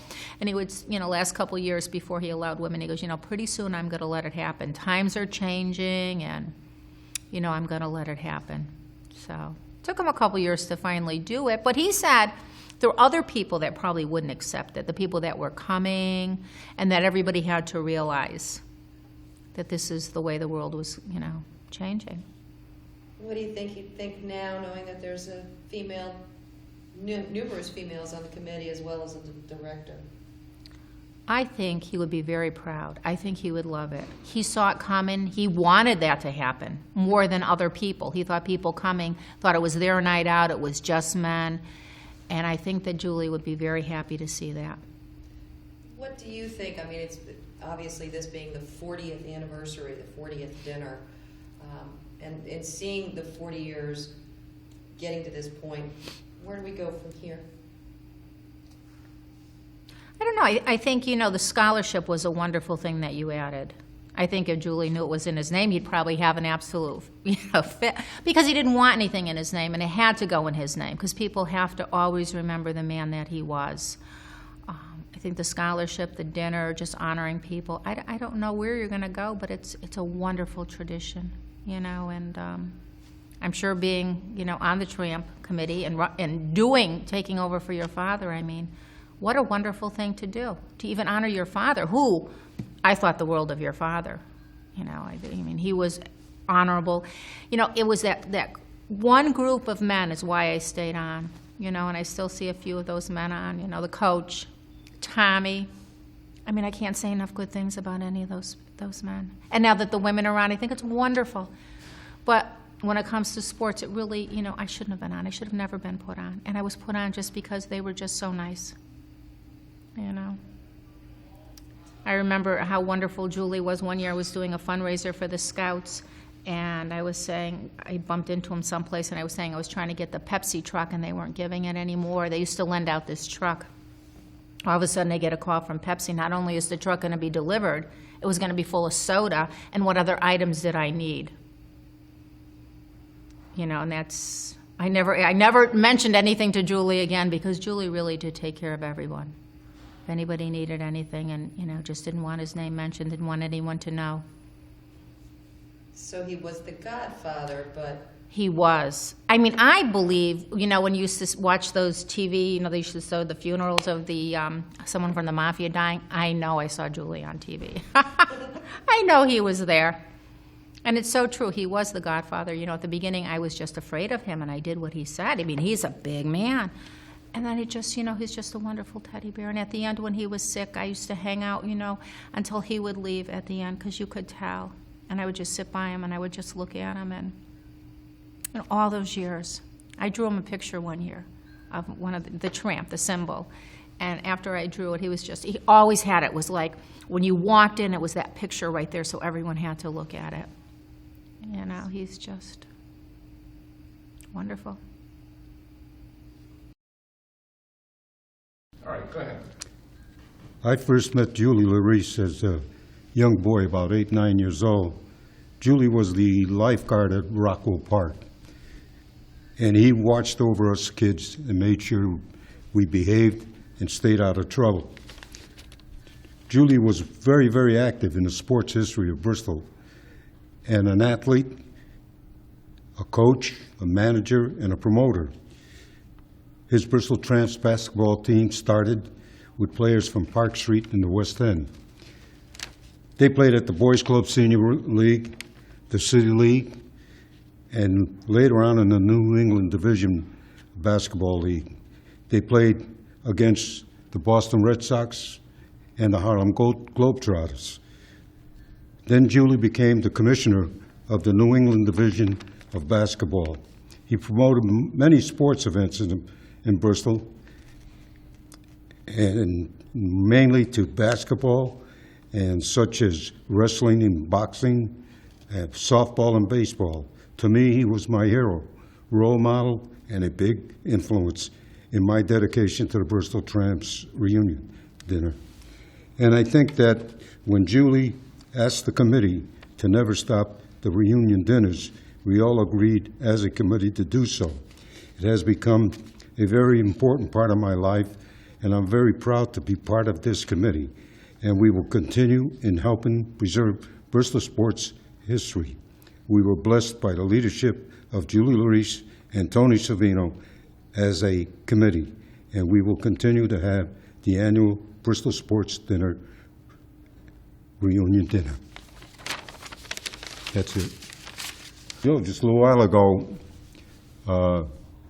I was on the telethon on Channel 8, and I was there with, on the committee with Nikki O'Neill, who was the wife of Governor O'Neill, and I was answering the telephone call, getting contributions to the fundraiser. And Janet Beckenpaugh, who was working for Channel 8 at that time, kept hollering out, "Where's Tom Maroney? Where's Tom Maroney?" I raised my hand, and she says, "We have somebody on the phone that won't talk to anybody but you." I says, "But I'm on the phone." She said, "We'll hold him." So I says, "Are you Tom Maroney?" I says, "Yep." "You from Bristol?" He says, "Yep." He says, "Well, I want to donate $500. I says, "Well, what's your name, sir?" He says, "No name, I just want to." I says, "I can't do that." He says, "Well, tomorrow in your mailbox there'll be a check for $500. So when I got home that evening, I told my wife about it, and Next morning, we're waiting for the mailman. When the mailman came, there was no check. There was an envelope with $500 in it, cash. So I was wondering who it could be good. But then I noticed that on the envelope, it was dirty with a grease mark on it, and I knew it was Julie. So I called up Julie, and he says, I don't want you to put my name on it. Just put the Bristol Tramps donation. And that's the way Julie was. Earlier, during our first reunions, and every reunion we had, there was a balance of money left over. He would donate it to either the Boys Club, St. Anthony's Church, Little League Baseball. He always donated the money, and that was it. So finally, one year when we started getting more people involved with the reunion, we started getting some real money after the reunion was over. And I went to Julie one day. I said, Julie, we got $5,000 in the checking account. He says, think about something that we could do as far as donating the money. And I says, why don't we do scholarships? And we've been doing scholarships ever since. And what we keep doing is, at the end of each reunion dinner, what excess is left, we put into the scholarship fund, and we're hoping that eventually the interest on that scholarship fund will pay for the scholarships, and there will be no end to scholarships. So those are two favorite stories I have about Julie Reese and myself. Well, for years, Julie Reese used to take us down to Madison Square Garden, and we go to the tournament. And but the first before we got there, he took us to Mommy Leone's, and I did not know what Mommy Leone meant. He said it was a restaurant. So you get down to the restaurant, and around 6 of us sitting around the table, and Julie would go somewhere and talk to the waiter, and then he comes and he put a big block of cheese on the table.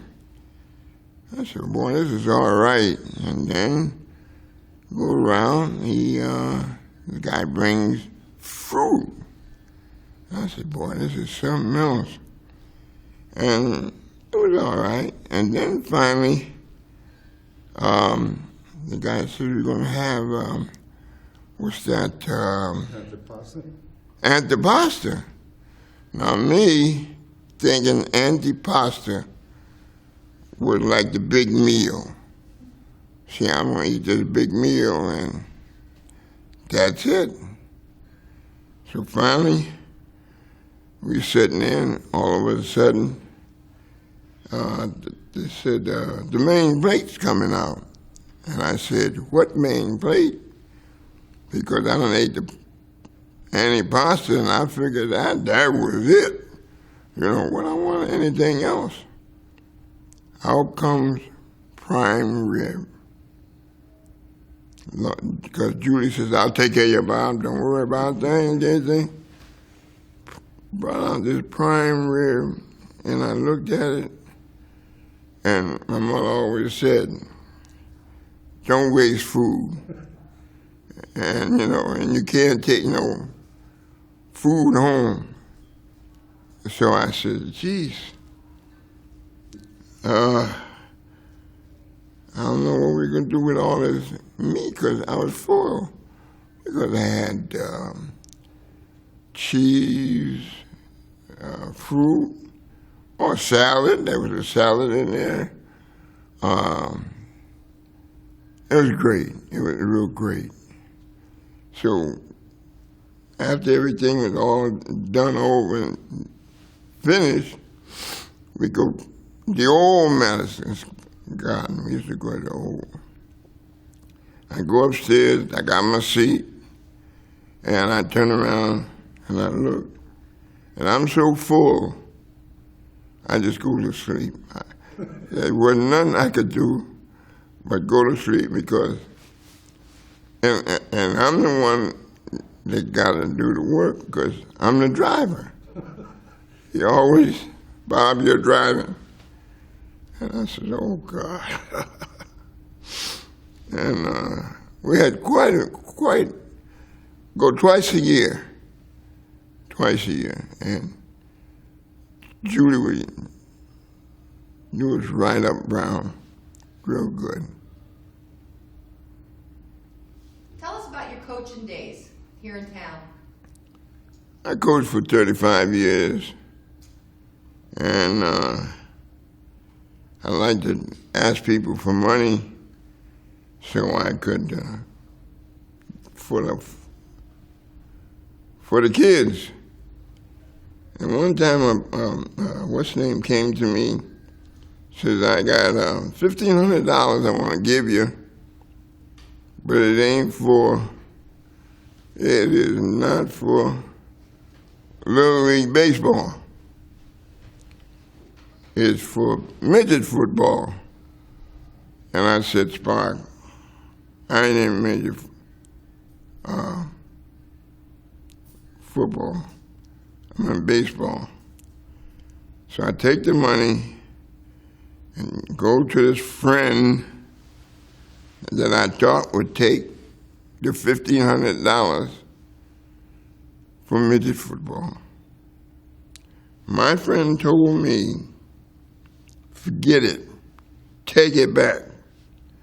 I want to tell Spock could I have it for Little League, but this friend of mine kept it for, he wouldn't take it, and I had to take it back to, and I didn't know what to do. And my friend knew who it was. And so, but there was a lot of things Julie done for us.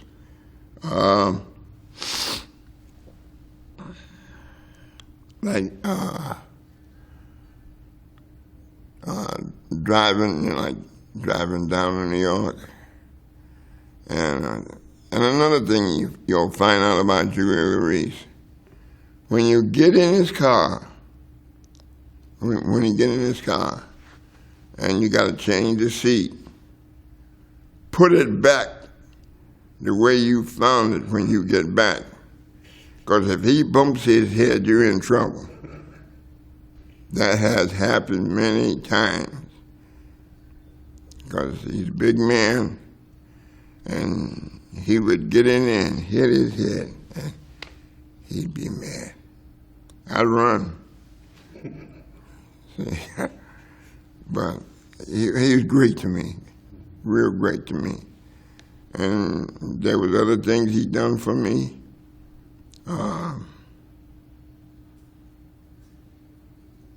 Going down there, where he's also, who was it that Julie did all the time for me?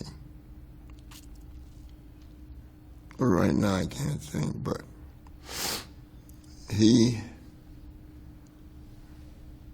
we go to a lot of places. Like if he had to go to New York or something and he wanted a driver, I'd drive. And I thought that was an honor for him to trust me in his car to go to New York. And What did you do? Where did you go in New York with Julie? all over, especially when we went to the restaurant. You remember Father Cadeli? Well, he'd won, he would go with us. Julie Louise, let me see, not Julie Louise, Frank Longo. And in the banquet, Captain Smith, there was Duckowitz, and the six of us went down to New York, and really had a nice time. He'd take us out, and it was beautiful because I'd never been in New York to run around and do anything. Did you ever get to meet any of his team members or some of the guys? Yes. Tell me some of Those are the old guys. Fudgy Bill. Budgie Bell, there's a lot of them. Probably not. Yeah. Well, I played with him, but Bobby introduced us to all of us, all those guys. Pudgy Bell, who was a big tall guy. Coop Zabrowski, Joe Lincoln. Yeah, and he was very proud of those guys. He was proud of those guys. Said nobody can beat those guys because they're top of the bill. How many of the Tramps dinners have you been to? Lately, I missed one because I was sick. But I had put in my order, and I went down there and got my order. No, I was sick in the hospital, and not sick, I was in the house. And I called up and said, could I pick up my meal? Because I had paid for it. And she said, the lady said, come on down. What's the lady's name? Jackie. No, the woman in the hotel that owns the restaurant. From Sebastian's? No. But she was very, very a woman to deal with. She was Did you get down to the garage at all? all the time. Tell me some stories from the garage. I got hell down there. See, Julie likes sweet. And I think I can make the best sweet potato pie there is around. So I made a sweet potato pie, see. Take it down to the garage. I didn't know Jackie was coming. And I get his sweet potato pie to Julie. And Lord have mercy. In comes Jackie. What are you giving him that stuff for? You trying to kill him? Oh, now I'm in trouble. I'm really in deep trouble. But Julie said, don't stop bringing pies. You got a piece of it, you bring it here. Keep it, But he did love sweet potato pie. And I said, we did a lot of things. Oh, another thing we used to do for a long time. On the weekends, I used to put up the carnival. Yeah, every weekend we'd go down, and wherever they were setting up, we'd go down, and then they'd tear down. We call it tear down, and put it together, take it to another town. So we got to New Britain one time, you understand? And we did tearing it down and putting it in and everything. And comes the policeman. And he looked at us and said, what are you doing? I said, we're going to tear this thing down, put it together, take it out of here. You ain't going to do that tonight, not after 12 o'clock. I said, why not? And Julie told him, why not? And so we all stopped because we said, oh, Lord. And what happened was, I don't know what Julie told that guy, that he was a policeman. But we moved that stuff. He said, don't stand there looking at me. Move it. Pack it up. And it was great. It was real great. We had a car, 6 guys. riding it. You know Pat Capucci? He was one of the drivers in me. He messed around, had me driving one night. And I said, I've been working all day. I don't feel too good. I've been working on a force. And I said, I'm letting you drive. You drive. So, you know, when you drive, you got 6 guys, and they all get in the car, and you're the last one in it, and all of them are snoring. By the time you get ready to go, and I got to drive. 5 guys, 6 guys snoring. And after a while, you know, he gets up. So we're going down the road. I don't know where it was. Only the good Lord saved us. Because what happened was,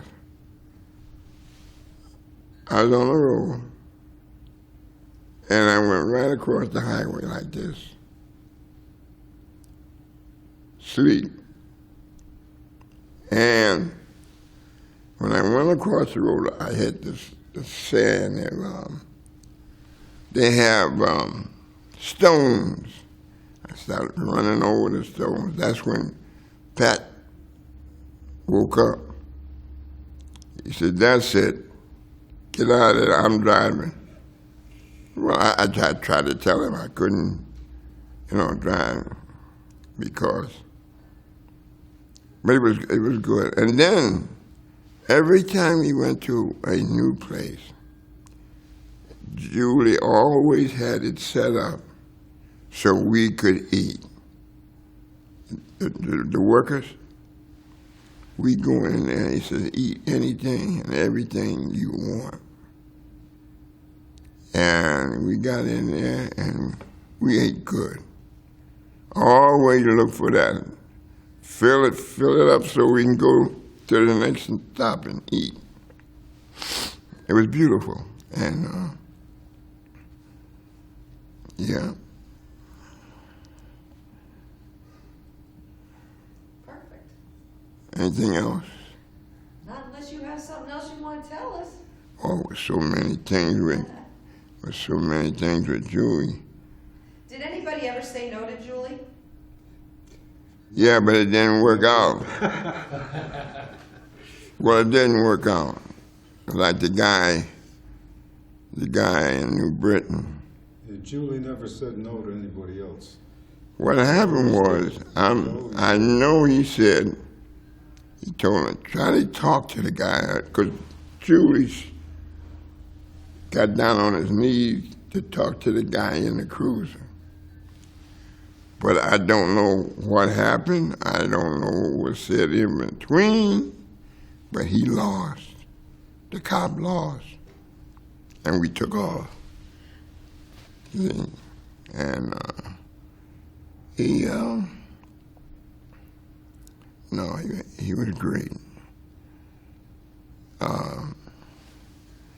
If you needed any kind of help, he'd help you. Like when I was on the police force, I was a supernumerary. The rest were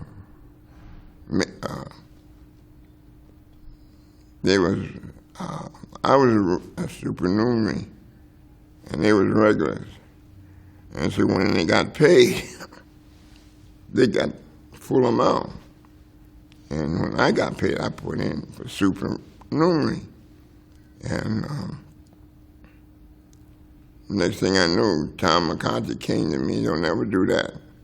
When you work for Julie," and it was at Central High, it was the wrestling match. You put in the same amount as everybody else. He said, "You do not come up short." And I didn't know.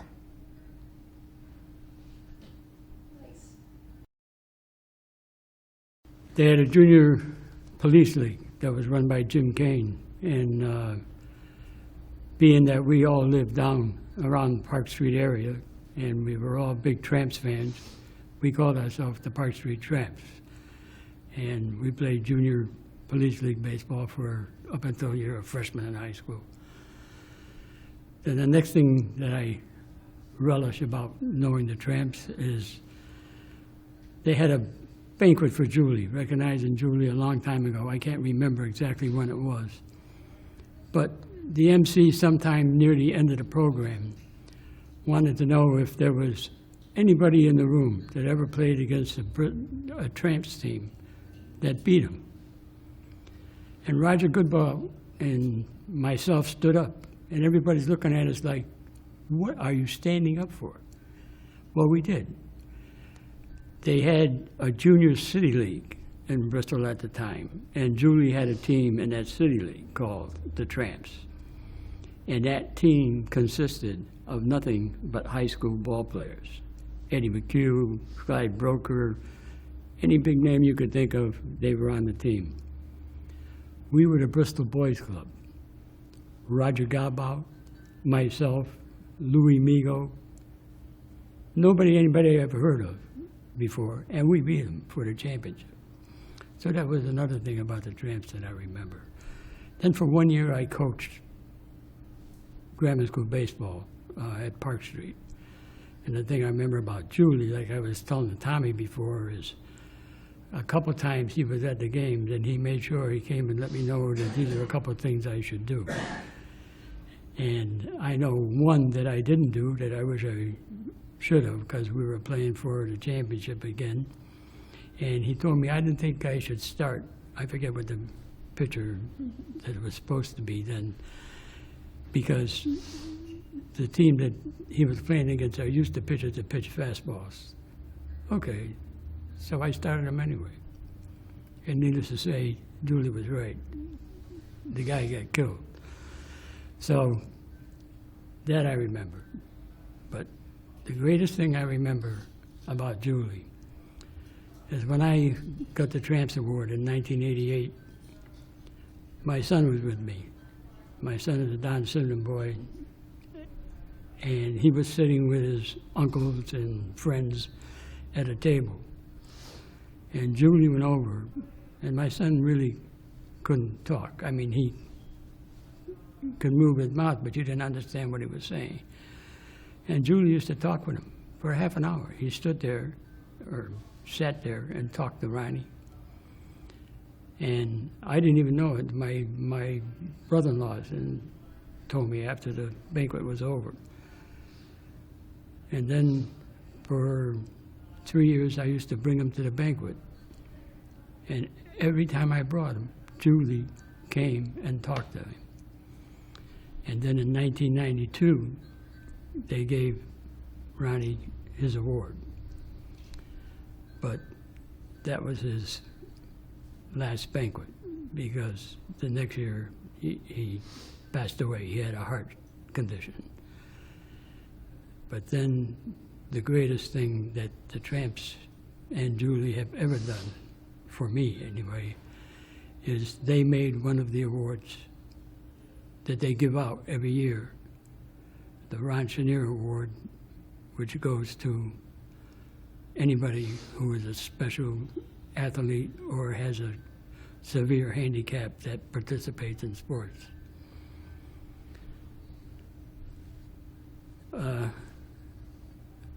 That was, to me, the greatest thing that ever happened to me, anyway. I've been with the board, I don't know how long now, but all I know is they're the greatest people that ever lived. They work hard, they devote all their time that they can to keeping up the tradition and making it the wonderful thing that it is. What's your favorite, fondest memory of, let's say, had you actually been to the barn? Oh, I haven't been to the barn, but, Julie also had, across the street from the gas station, in the parking lot over there, he had you remember the big trailers, tractor trailers? There was a trailer over there that he had a desk in. And when I was a teenage kid in high school, he used to, if he liked you, he used to get to be able to hang around in the trailer. Not that we did much of anything, but thought it was a big deal that Julie let you hang around in his trailer. So I can remember that from when I was a teenager, and you used to hang around a gas station once in a while so he could get you to do something that he needed an errand for. So, like run up to the corner and get him something. And again, nobody ever said no to Julie? Nobody ever said no to Julie. That I can remember anyway. Well, the only thing is that I screwed up during the baseball game because I didn't do what he said. And he was right. And he was right. Okay, well, I'm Mary Ellen Holden, and I'm a member of the Tramps organization, and I have been for several years.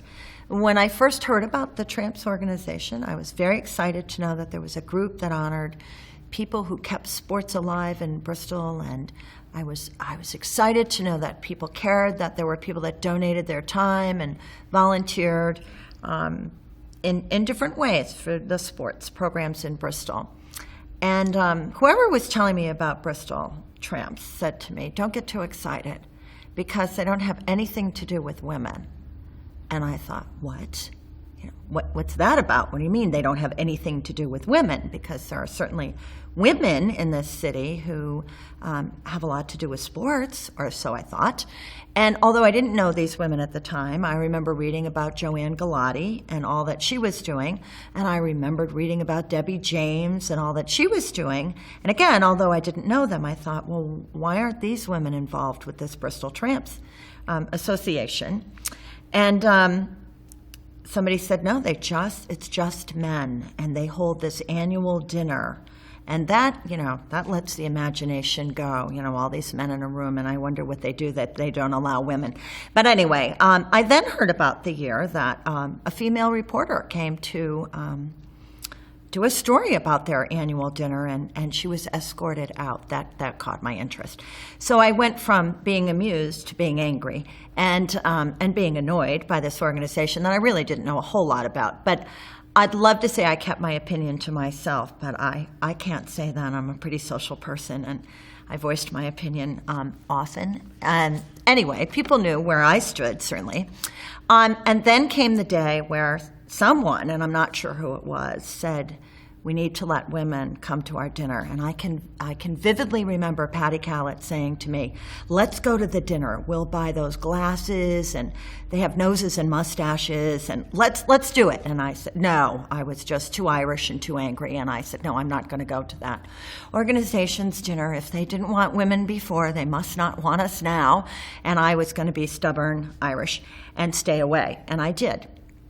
And about 2 years after that, I got a call from my dear friend Don Soucy, who said, Mary Ellen, I heard from the Tramps organization, and I'm going to be an honoree this April. And I said, isn't that nice? Pardon my sarcasm. And he said, well, I need to ask you something. The way that they do it is you ask someone to do your introduction. And I said, that's nice, too. And he said, I would like you to do my introduction. Silence. And he said, now I know how you feel about the Tramps. And I said, right, it would mean that I have to be there. And he said, it does.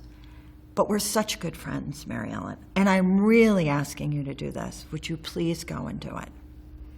And so I thought about it, and I swallowed my pride, and I said, all right, I'll go and do it. And I went, and I did it, and I thought, good, I've done my duty. And I had a wonderful time. I enjoyed the evening because Don was honored that evening, and I left. And 2 years later, the phone rang, and it was Tony Savino on the phone. And Tony at that time was a man who I've met him, and I had several conversations, but I didn't know him all that well. But he always called me Teach. And he said, Teach, how are you? Now it's 9 o'clock on a Monday night. I said, I'm fine. How are you, Tony? I'm well, thanks. Listen, the Bristol Tramps got together, and we want to honor you with the Lydia Jabs Bailey Award. Silence. He said, Teach, are you there? And I said, I'm here, Tony. So he said, we're going to honor you with the Lydia Jabs Bailey Award. We need you to come to the dinner in April to receive the award. Well, Tony, I don't know. I wasn't sure how to quite say what I needed to say. So he said, oh, Mary Ellen. And when he said Mary Ellen, I knew he was very serious. He said, I'm going to send you all the information that you need so that you can come and accept the award. And so I said, Tony, I need to tell you something. Don't worry, Mary Ellen, everything will be in the mail. Tony, now, this was Tony. Tony knew all along what I was struggling with. So he said, oh, are you thinking about all those thoughts you have about all of us men not letting women into our organization? I said to him, yeah, I am, Tony, and I don't know that I can accept this award. So he said to me, well, Mary Ellen, we men decided that we are in the 20th century now, and we really do need to move on. And so we're opening our doors and our hearts to the females in Bristol, and we really want to give you this award. So at that point, I just sort of laughed and said, okay, Tony, I'll be there and I will accept the award. And I was honored to receive the award. And it wasn't even a year later when the phone rang again and I heard, hey, Teach, now that you've had the award and now that you know what we're like, we'd like you to become a member of the Bristol Tramps. And I thought, oh, Lord, after all that I had been through thinking about the Tramps, I thought, well, do I do this or not? And I decided that the way to change and to have things change is to make things change. So I said, I will accept, and I joined then Debbie James and Janet Mellon and became the third female member of the Tramps Association. And I'm very proud to be a member of such a great organization. Bada bing. Professional. You think? And the phone. Hi, my name's Mike Papazian, and I'd like to start off by saying congratulations to the Tramps on their 40th anniversary. I've had a number of connections with the Tramps through my family. My father had won the Harp Broderick Award in 1987. My mother right now is currently serving on the committee for the Tramps, and myself, when I graduated from high school, I was honored with receiving the Julie Larice Scholarship, which to this day I'm extremely grateful for, and it really helped me out with my expenses with college and everything. And so I'd like to say thank you once again for that. It's always be appreciated. I remember Mr. Larice when I was a little kid. He was a great friend of my father, and I remember him always coming to the house and playing with me and my brother, and what a great guy he was. My parents always told me about what a great guy he was. And so once again, just like to say congratulations to the Tramps on their 40th anniversary, and best of wishes in the future. I am Father Nick Milo. I'm currently pastor at St. Thomas in Southington. I was pastor at St. Anthony's in Bristol for 17 years, 2 months, and a week. And not anyone's counting. I guess I first met Julie when I was a deacon back in 1982.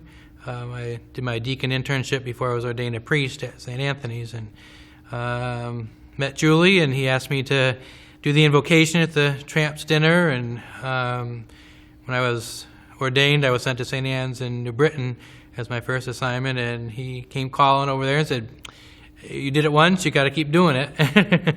And so became kind of a fixture to do the invocation at the Tramps dinners.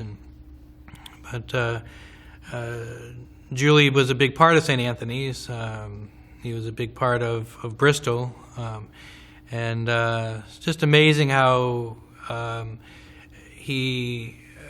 Bristol was everything to him, and the Park Street group and St. Anthony's Church, and it was just it was his life. And he was so influential in making all of that what it is, and a big part of that history of the whole area and of the church. Whenever anything needed to be done, Julie was always there, usually quietly in the background, but whenever anything needed to be done, obviously he was working with the carnivals, and when we had St. Anthony's Carnival, he brought his rides in, and even after he got out of the carnival business, still had his hand in it and made sure everything ran smoothly. And whenever anything needed to be done, and he didn't want any accolades, he didn't want any fanfare, and that was the remarkable thing I think about Julie.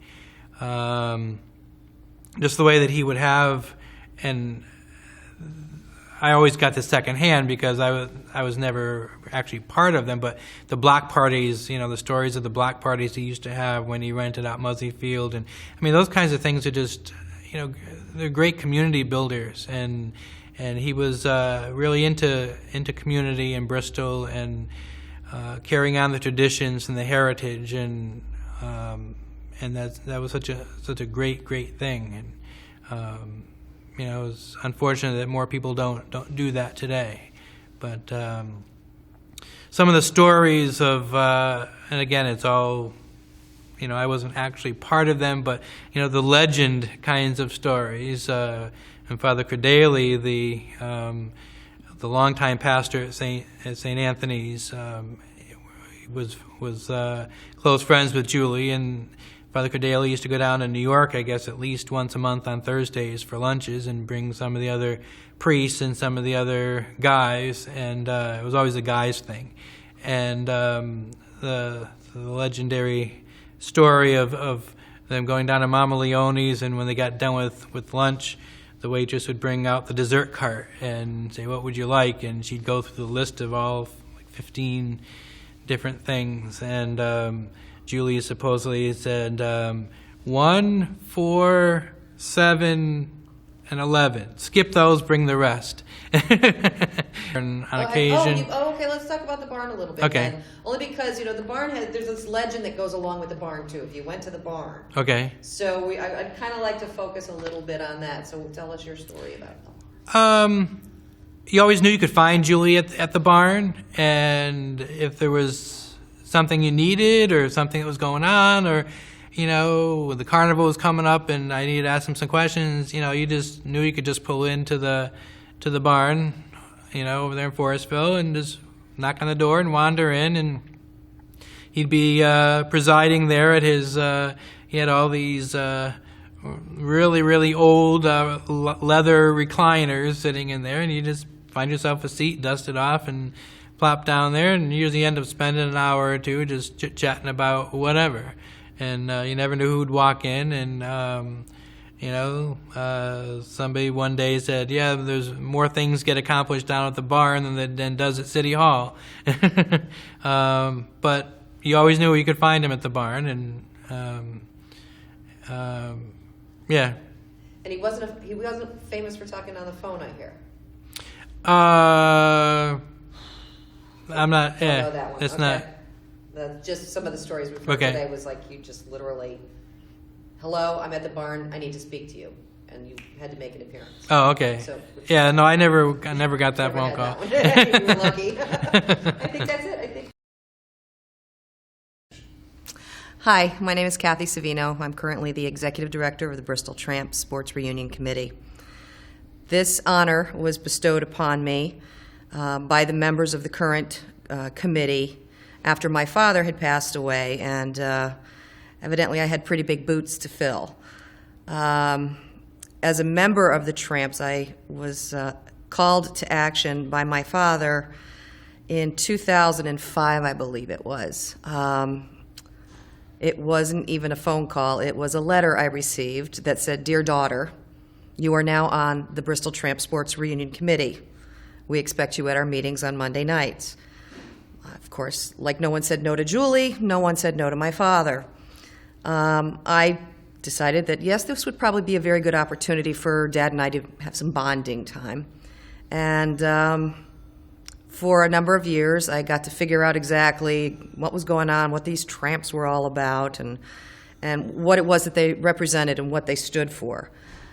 Took me a few years to kind of get a feel for what was going on, and eventually, when Dad started to get ill, he kind of pushed a lot more stuff off to me and said, "Okay, I need you to handle this, need you to handle that," and it really did become a labor of love, and I don't think I would be here as a member of this particular organization if not for my father and his pay it forward, be a part of your community. And I think that was his way of getting me to do this.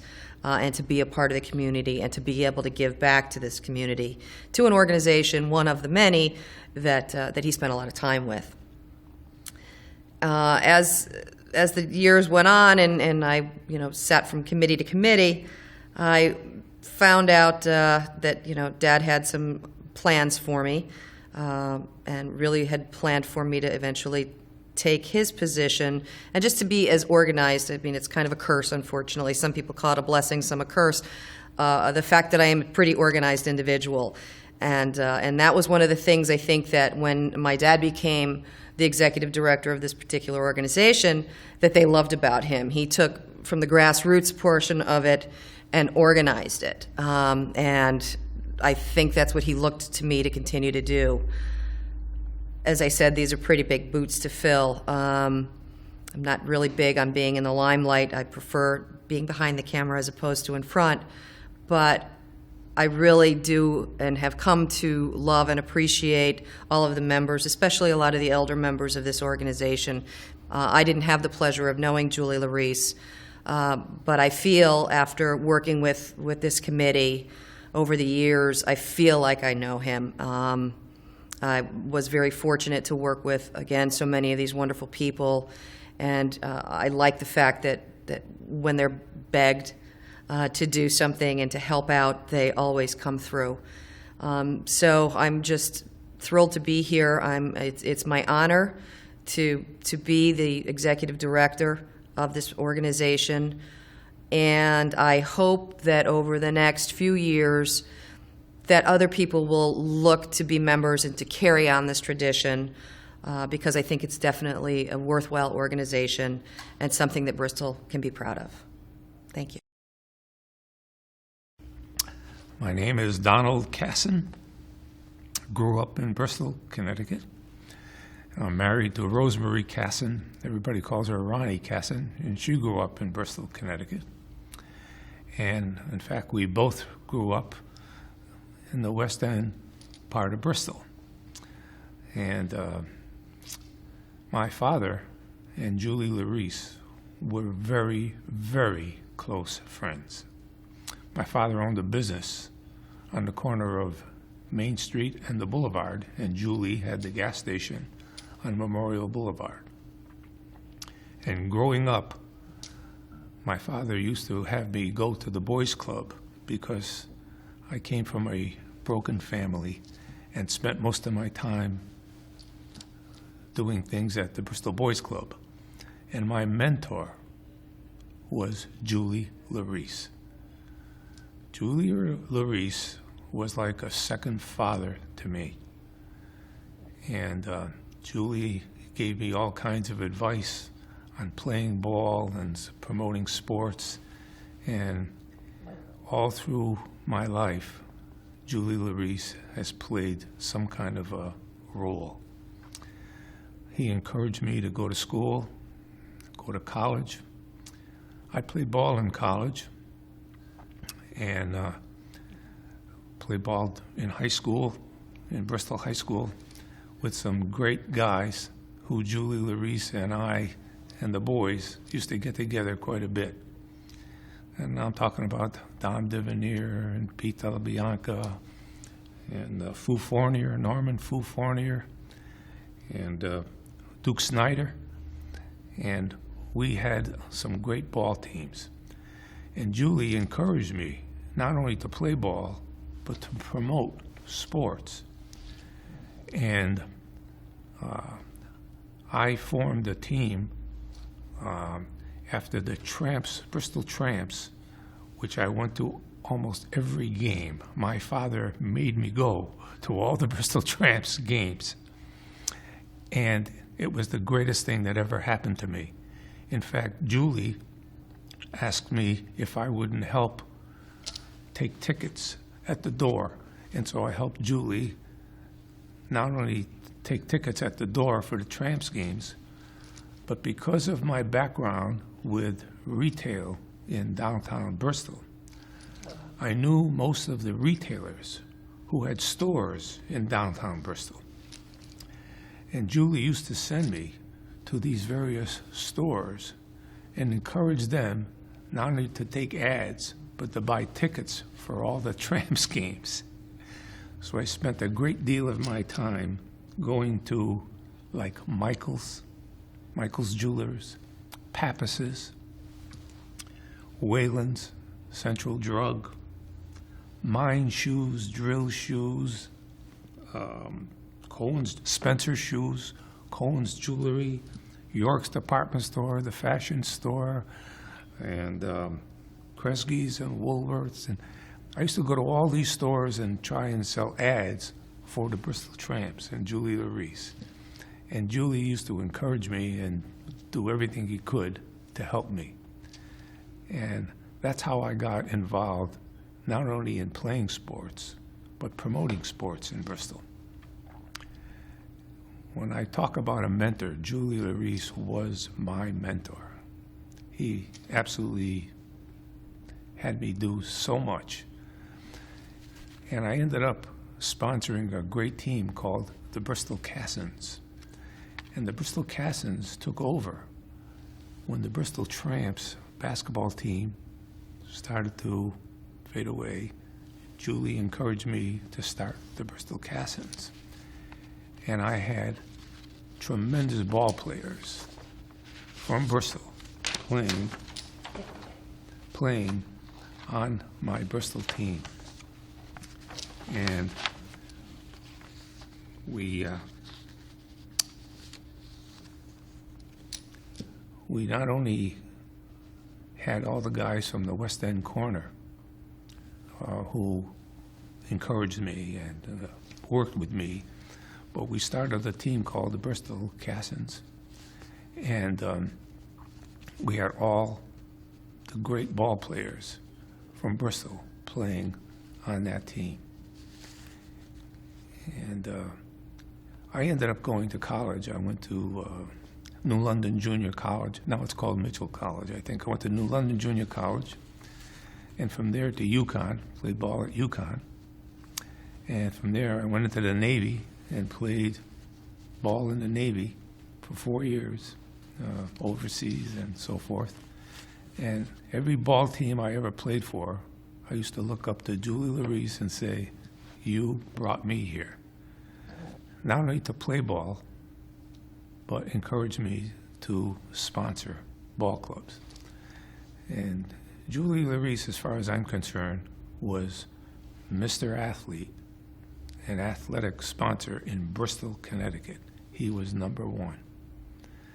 And I look up to him and thank him for the great things he's done for this community and for me personally.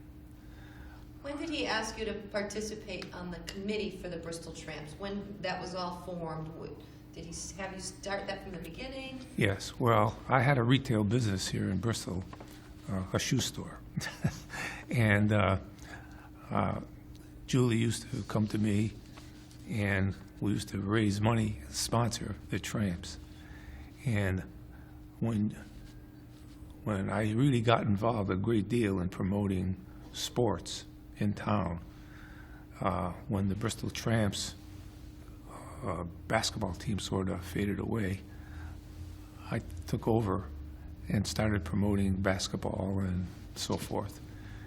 When did you get involved with the committee for the Tramps reunion dinners? When did he bring you on to start with that, or did you always help him to do that? I always helped him to do it. It was part of my life, and and I'll never let it go, because to me that's Bristol, that's sports. And when you talked about the Tramps, you talk about Julie Larice, and I want to maintain that mission, of the Bristol Tramps, and I want to encourage young people to get involved in sports, not only playing it, but mentoring sports. Okay? And the greatest thing about these Tramps dinners is going there and seeing some of my old timers And not only that, bringing up various games and various things that we've done together at dinners and so forth. And to me, it's the greatest thing that's ever happened to me, believe me.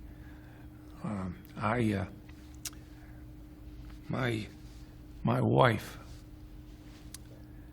helped Julie Larice. Her name is Rosemary Casson, Ronnie Casson. My wife was very active at Bristol High School when we were there together. And she went by Julie's gas station on the boulevard, and he used to have her go down to Muzzy Field, not only to collect tickets when people going in to see the games, but to clean the seats and bring people to their seats, whatever number they had. She would escort them to their seats. And she got involved with Julie, as I did. And she remembers all this stuff, cleaning the seats before people sat down and thanking Julie Larice for the encouragement and so forth. I still have very close friends that we grew up with, like Dominic Devanere, who was at Briarwood College, Norman Fu Fournier, Duke Snyder. And whenever we go to the Tramps dinners, we try and speak and to see as many of the old-timers as we possibly can. And I'm telling you, it's the greatest thing that's ever happened. And I want to maintain it, keep it going. What do you think we have to do to encourage the continuation of the Tramps into the next generation? Get the younger people to attend these dinners that we have and to encourage them not only to play ball, but to promote sports. I have a son, Chris Casson, who has been great. He's vice principal of a school in town here. But not only that, his kids always playing ball. And it's absolutely a great way to bring them up because we know where they are. They're at the play field, the Little League field, and all that stuff. And that's what we want to do, and that's what we're going to continue doing. I have another son that lives in New Jersey and got 3 kids, and all 3 of them are sports enthusiasts. They got it from their father, and who got it from me. And it's a continuation of a family trait that we have, getting involved in sports, not only playing it, but promoting it. And to me, it's great.